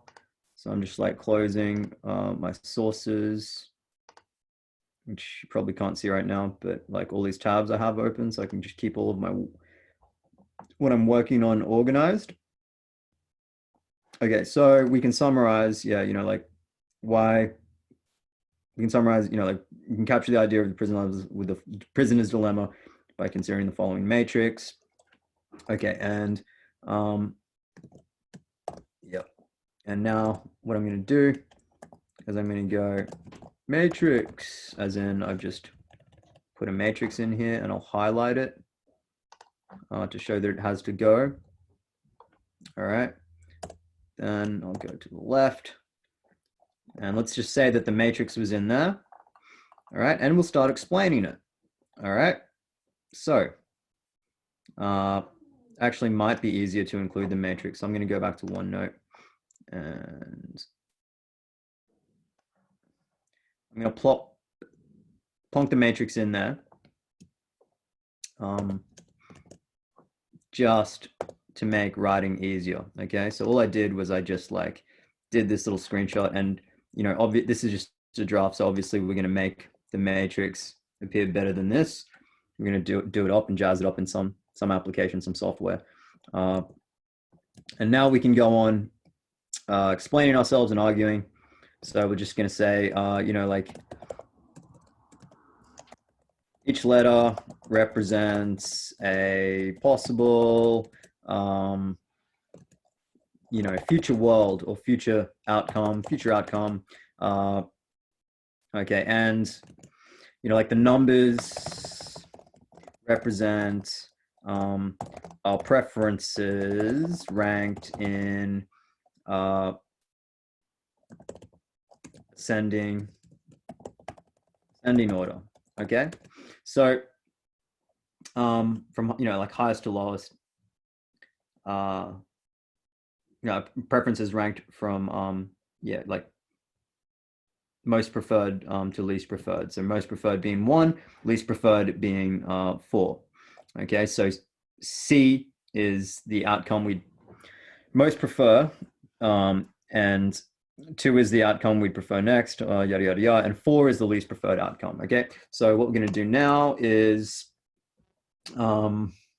basically explain the significance of this, because we've just plopped it in there. It's like, well, so what? We have to explain how it's significant. We have to use it somehow to further our argument. Okay, so the matrix, shows that non-cooperation is the cheaper alternative to cooperation. Okay, because let's like reverse engineer it. Suppose what we did before when we were explaining it was we considered what everyone else did, and then we realized whichever one they did, the rational choice was not to cooperate. Where rational, I'm speaking it like in the sense that that economists use the term rational. Not I'm not using the word rational in the sense that in your essays for philosophy of science, they're referring to the term rational. They're talking about the justification of beliefs and stuff like that. We're talking about rational actions, not like rational, like justification, that kind of thing. So if we consider it from our perspective, notice that if we cooperate, well, we spend money, and if they cooperate, well, they spend money too, and we save the environment. But notice that if we cooperate, then we don't know that some others, perhaps all others, aren't going to cooperate, because they're all attempting to be free riders. And if not enough people cooperate, then no one will get to be a free rider, and we'll get preference 4. We'll get played for a sucker. Notice that in a prisoner's dilemma, when everyone reasons through a prisoner's dilemma and decides to act in their rational best interest, what happens is the whole world gets cell 3. When we could have had cell 2, we could have had scenario 2.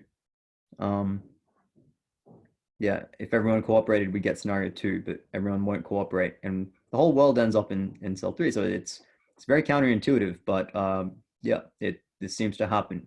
You can understand many scenarios, many important issues that require cooperation in terms of prisoners' dilemmas and other kinds of models in game theory, which is like a subdiscipline of economics. So what we might talk about then, it says that like it says that basically non-cooperation is the rational choice regardless of what others do. Furthermore, the matrix indicates that non-cooperation is the rational choice regardless of what other players, because you can think of it as a game, but here we'll say what other nations do. Okay, and let's explain it, because all of this thinking that we've done doesn't appear in our essay. Okay, so let's explain what's going on. All right, so let's say, like, suppose let's just say, suppose we are in the left-hand column. The left-hand column, right? Column. All right, well, what if we're in the left-hand column? There we go. What if we're in the left-hand column? Well, that means other countries have cooperated. Okay. Then other nations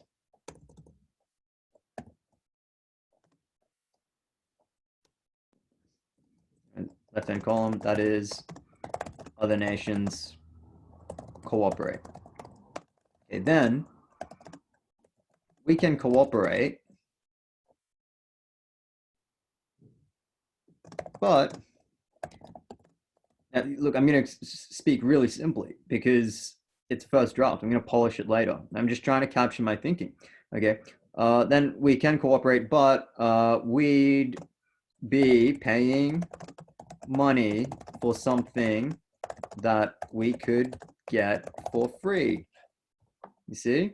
Now, if you can get something for free, or you can pay money for it,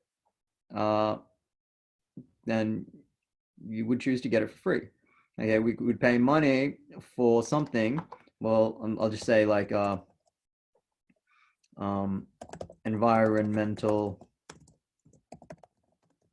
conservation, that we could get for free. Okay, so it makes sense to not cooperate and get the benefits for free. Okay, it's a bit repetitive there. I've kind of repeated myself, but we'll fix that later. Okay, now suppose we are in the right-hand column. That is, other nations don't cooperate. Okay, then I'll just say if we cooperate, then we foot the bill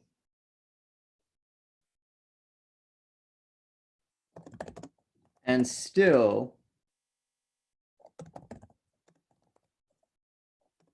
miss out on the benefits, okay, as does the rest of the world, okay. It's because the other nations aren't contributing to the effort, right? Hence, it makes sense, hence,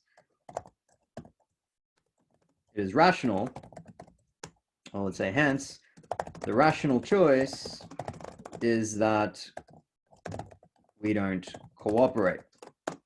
Now,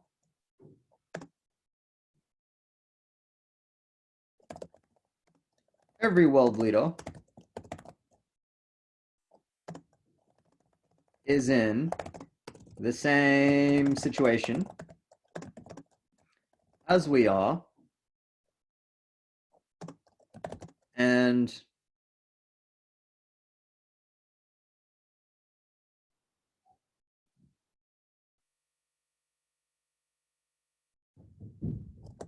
can reason alike, right?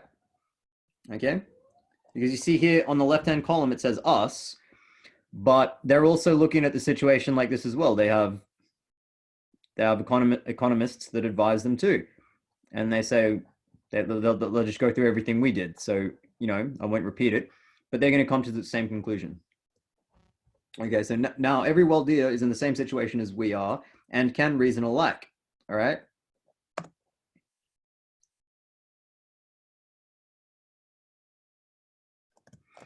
This results in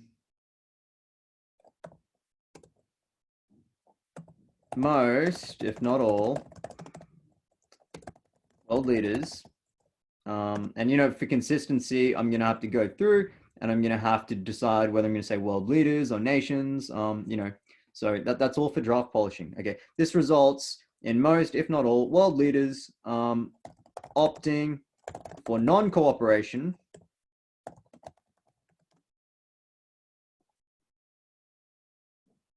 and the result is that we obtain scenario Scenario D. Okay. No one cooperates. Emissions.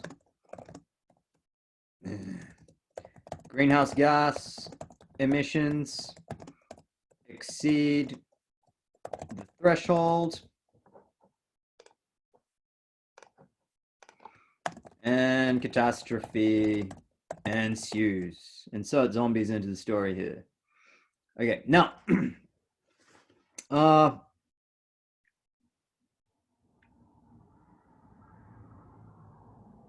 let me think. Okay, this is all in scenario. Okay. I'm trying to capture the idea that this really sucks because collectively, scenario 2 is the best. Okay, for us individually, scenario 1's the best. Okay, that's where we avoid catastrophe. We get all the benefits of environmental conservation, green spaces, clean air. We avoid catastrophic climate change and all that. And what we end up doing, yeah, like we're a free rider. That's what we end up doing. Whereas collectively, for the entire world, what's best is scenario 2, cell A. Okay. All right. So, what's the way to say this?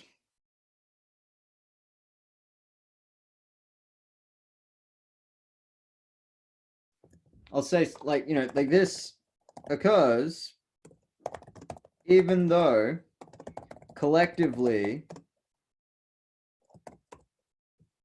the world leaders collectively prefer scenario A. Okay? Right? So, just checking the Pomodoro timer.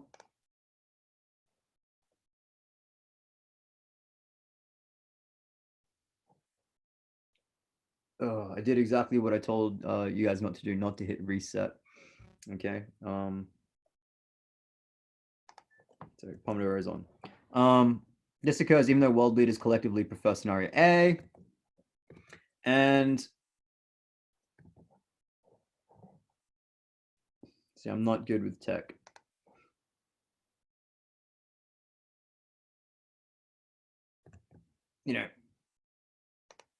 Scenario A. Where am I at? In which we avoid catastrophe and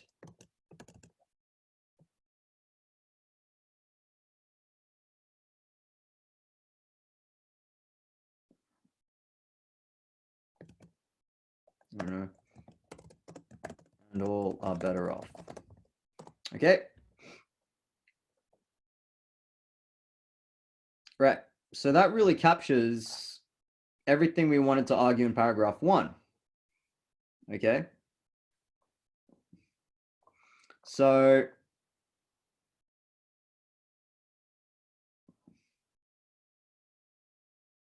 now we can like link. All right. And here's our linking sentence. And and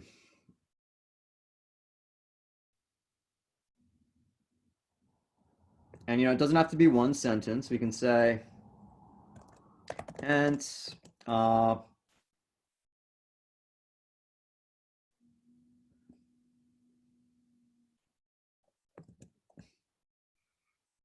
even if world leaders believe in the value of reducing greenhouse gas emissions,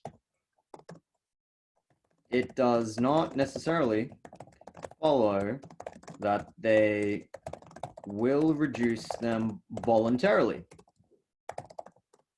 Okay. In fact, the prisoner's dilemma. In fact, the prisoner's dilemma. Let's say I don't want to say shows, because it's like show is like proof. Like like in a mathematics exam, they'll say like show that there is no largest integer or something, and then you have to do a proof. I'll go with shows for now. Maybe I should say like indicates. In fact, prisoner's dilemma indicates why they will not. Okay. So this is not really linking, so I'm actually going to put it up here, because maybe a good way to link, because what a linking sentence has to do is link to the topic sentence of the following paragraph. So in our case, body paragraph 2, so that the topic sentence of body paragraph 2 doesn't seem like a sharp turn, as if we've all of a sudden changed topics, which we have changed topics. Each paragraph develops a new topic, discusses one topic, but we need to link to it so it seems to flow. It's not like, otherwise it sounds like you're having a conversation with someone's like with someone that's like, hey, how you doing? What time is it? Do you want to go to a movie? Okay, they're just changing topics. It's like, well, slow down. Let's address everything point by point. The time is such and such. I'm too busy to go to a movie. We have Netflix nowadays. So we don't need to go to the cinema. Plus, we're in quarantine. Okay, you get my point. Okay, so linking sentence might be something like, let's see, cooperation is required if we are to avoid catastrophe and prevent greenhouse, prevent the threshold being exceeded. Okay, cooperation is required because,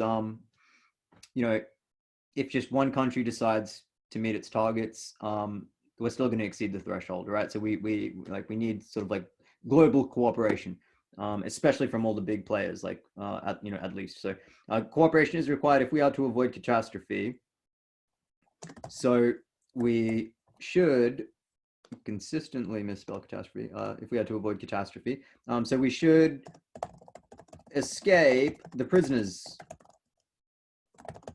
dilemma if we can. And now, why is this a linking sentence? Because in body paragraph 2, what are we going to do? We are going to try and justify this topic sentence. Mutual coercions between states in the form of economic sanctions can compel world leaders to reduce emissions. Do you see how this links from everything we've just talked about up here to what we're going to talk about down here in body paragraph 2? Okay, so what we're talking about in body paragraph 1 is that even if world leaders think they should cooperate, or feel that there's value in cooperating, feel like it needs to happen, it doesn't actually follow that they will do it. It's not the case that they will actually do it, even though they think it's necessary. And because of that, we're going to have to go around like sanctioning mofos, right? Like punching their economies in the private bits. So that's how we're going to link. Okay, we should escape the prisoner's dilemma if we can. This has got your reader going, well, can we? And you're going to get down here and you're going to say, yeah, we can. Okay, that's what you can argue. All right, so that's body paragraph 1 done. That's an actual paragraph written for a draft. Okay, now body paragraph 2. So we've got this topic sentence. Mutual coercion between states in the form of economic sanctions can compel world leaders to reduce emissions. All right, so here was the evidence we had. Like responsible behavior, in fact, temperance can be produced by coercion. Taxing is good for this. Take Hardin's example. All right, so remember Hardin's example was to do with motorists parking in inconvenient places, rather than just like make it illegal. And then we would have to enforce some rules. And then we would need the means of enforcing them. So we would need to somehow apply some force and stuff. We can just apply other coercive measures, like we can make parking just too expensive.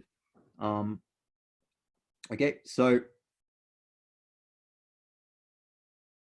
yeah, Hardin said, is Hardin or Gooden? We don't have to forbid citizens to park for too long.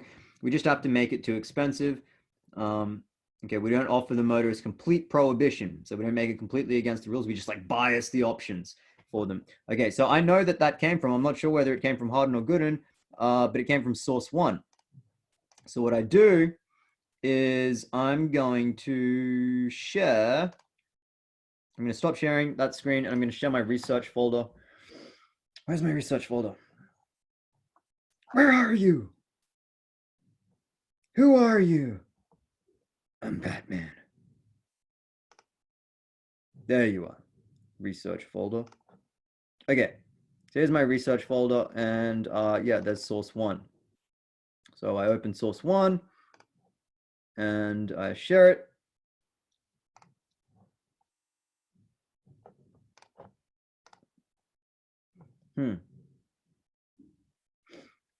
Source one was The Tragedy of the Commons by Hardin. So it was Hardin. Okay. And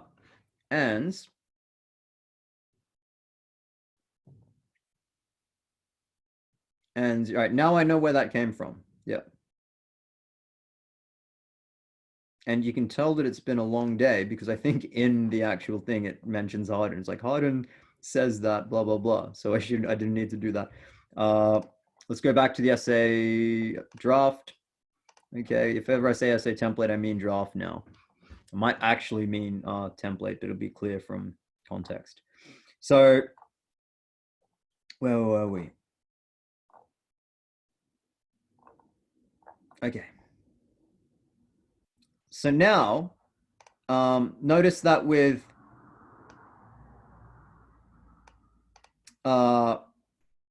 this, what we can do is we can delete that evidence there because it's all been captured up here. Okay, so that's up to you whether you want to do that. And notice we're sitting at like 711 words for a 1200 word essay. So like we've gone over, but the thing is we're going to cull, and it's going to be really easy to cull because we didn't put constraints on being succinct. All right, so we just go back and we make it succinct, and then we'll get within the word count. All right, so it's not abnormal to write double and then cull it down. You'll write slow if you like trying real hard to be succinct in a first draft and to stay within the word count.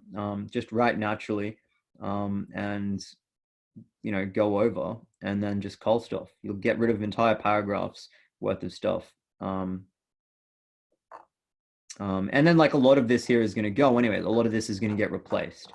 Okay, because after this paragraph, not only will that become more succinct, but that paragraph itself is only 344 words, and we allowed ourselves 300 words for a paragraph. So, we're doing well. I'm pretty sure we could cull 44 words out of that garbage, waffly language, and informal language. In fact, yep. Anyways, you guys follow me. I think you're all smart. So that's our linking sentence, right? And what we're going to do is we're going to go into body paragraph 2, and we're going to do exactly what we've done. Okay, so that came from source 1. Mutual coercion between states in the form of economic sanctions can compel world leaders to reduce emissions. Okay, so what I'm going to do now is I'm going to go down here and I'm going to start writing. And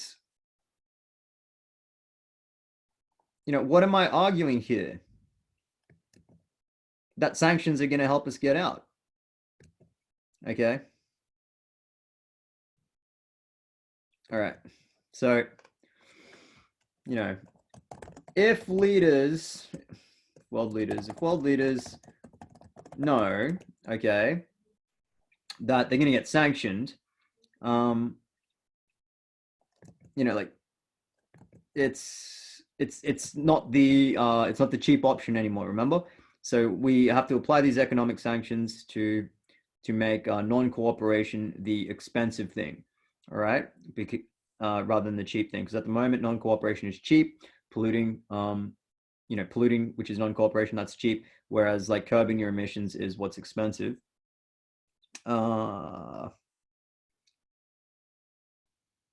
So let's explain our reasoning in almost as simple words as we just put it. So if world leaders know that they'll get a smack on the bottom, they'll get their asses sanctioned for missing targets, greenhouse gas emissions targets, greenhouse gas emissions targets. Okay, they will what?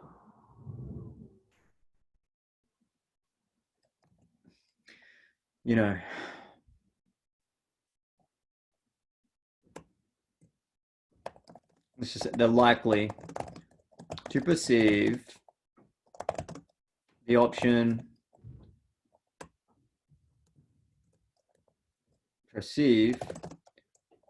non-cooperation as the more expensive of the two options. All right.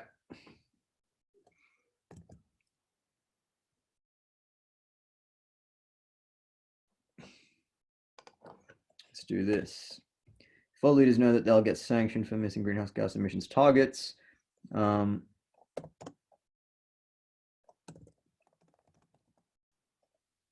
option to, I should say, non-cooperation becomes costly, becomes more expensive. Ideally, we want non-cooperation to be more expensive than cooperation. That way, they're likely to perceive non-cooperation as the more expensive of the two options.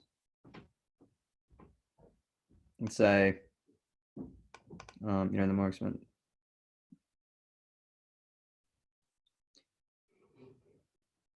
Cooperation, I should say, they're likely to perceive cooperation as the rational choice. Okay, so what we've done, we've applied these economic sanctions so that this prisoner's dilemma, this model doesn't really capture the way things are anymore. Okay, because we thought that we could, avoid cooperating, and if the rest of the world cooperates, we'll get the benefits for free. And if they don't cooperate, well, then at least we're not getting played for soccer. So we do best by not cooperating. Okay, that dilemma has changed now. Once we've applied these sanctions that are economically damaging enough, either we've applied them to some other nation state or some other group has applied them to us because we haven't been cooperating while they'll have. What happens is is cell C becomes really expensive for us. Okay, more expensive than cell A. Okay, because remember, cell C was what was individually preferred by all of the nations, but cell A is what's collectively best for the whole world. Okay, because every country choosing cell C leads to catastrophe. So, gosh, I'm getting hungry. So, by applying these sanctions, like this, cell C doesn't get a 1 anymore. Okay. what it gets is like, how would we order this?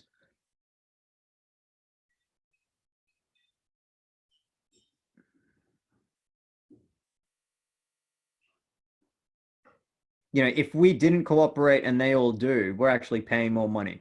You know, like, so at least 2 and 1 are going to swap. And then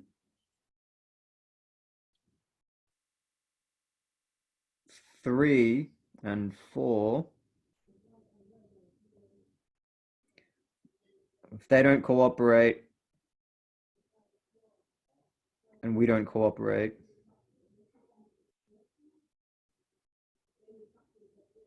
I think maybe 4 and 3 would swap. All right. Because if we cooperate, then we're doing the cheap thing and everyone else is doing the expensive thing. All right. So they're getting sanctioned. It'd be interesting whether they could all sanction each other, though, because they couldn't gang up on each other. Only the countries that are cooperating can gang up on the ones that are not. So it's an interesting question what would happen with 3 and 4, but either logically, they'll either not swap or they'll swap. Okay. But yeah, 2 and 1 is going to swap. Okay. So, where were we at?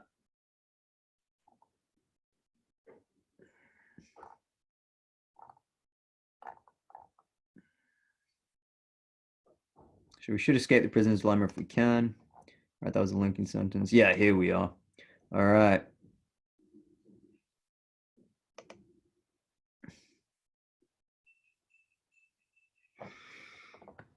Okay, now we're going to we're going to make use of our evidence. And what did our evidence say? It came from Harden. Yeah, so I didn't need to check because I shouldn't have needed to check because it had Harden right there. But responsible behavior, in fact, temperance can be produced by coercion. Taxing is good for this. Yep, take Harden's example. Okay, yep, okay. So, so this is again applying a second layer of security of defense against committing plagiarism. Okay, it's another. You know, we've already changed the wording when we've recorded it in our evidence, in our source documents, and now we're changing the wording of wording that's already been changed. Again, you just got to be careful that you don't reverse the change when you do it. You don't change it once and then change it back. You know, it's change on top of change. Two levels of change, and what that's going to do is really put it into our own words. So, and this is the first draft, so it's going to get polished and polished. So every draft again is another layer of security against plagiarizing an author. So let's word it.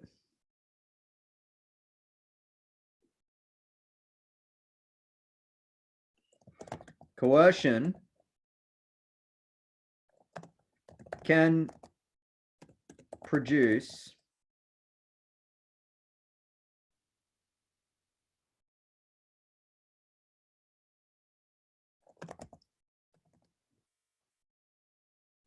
temperance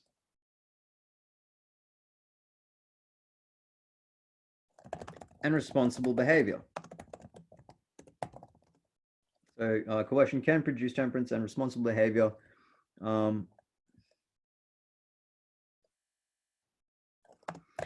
Which is precisely what is required to escape a prisoner's dilemma.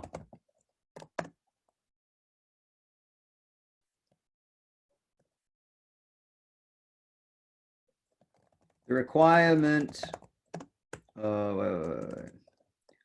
You know, this coercion can be, you know,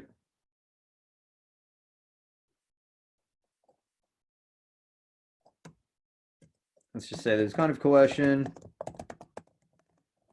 can take the form of economic sanctions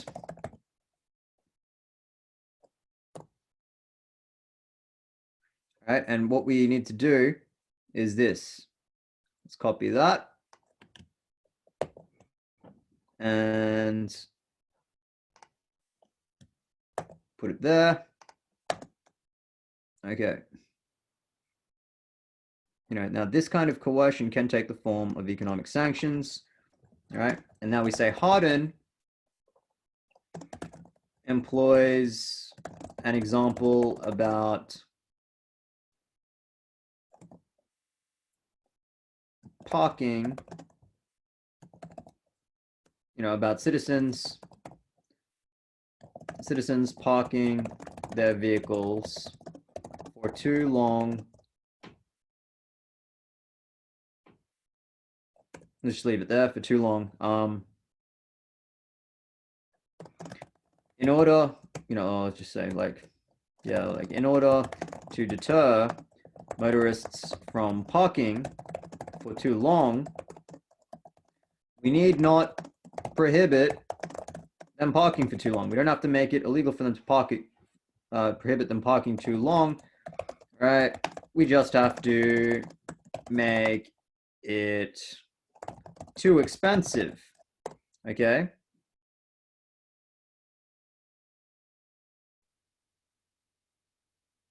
Now, then, all right, so we know we're going to reference properly. So I just pasted where that came from. That reminds me to reference later. You can reference as you go, but the thing is, as you do drafts, things are going to change, and you might decide not to use some piece of evidence or swap it for something else. So I just do all my referencing at the end with these little tags there as reminders. Okay, so now we don't prohibit motorists from parking too long. We just have to make it too expensive. So now I've used that piece of evidence. I may reuse it, but I've included it. So I know that some evidence has gone into justifying my topic sentence, and I'm going to keep going. All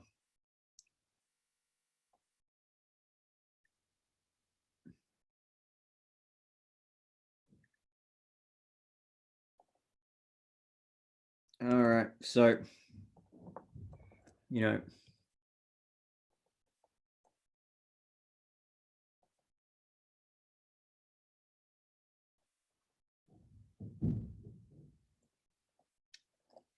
what I'm trying to communicate is that, if we can achieve this, then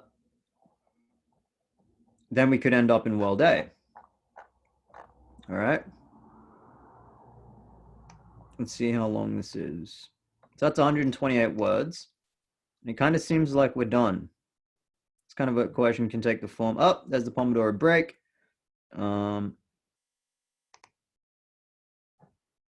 So just to show you what that looks like.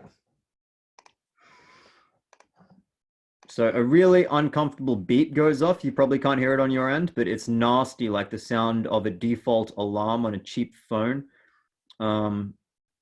Yeah, so it tells you we're in a 5-minute break. Now, sometimes, like, if I'm hungry or I need to go to the bathroom or something like that, I don't actually take the break for 5 minutes. I pause and go do what I need to do. So that's what I'm going to do now, and I'll come back shortly. I'll leave this as like one video, and then I'll come back and I'll start filming the second one. So that way the videos convert quicker, end up on YouTube quicker. And I really recommend that you watch it on double speed because I'm in and ahhing, I'm pausing to think and stuff like that.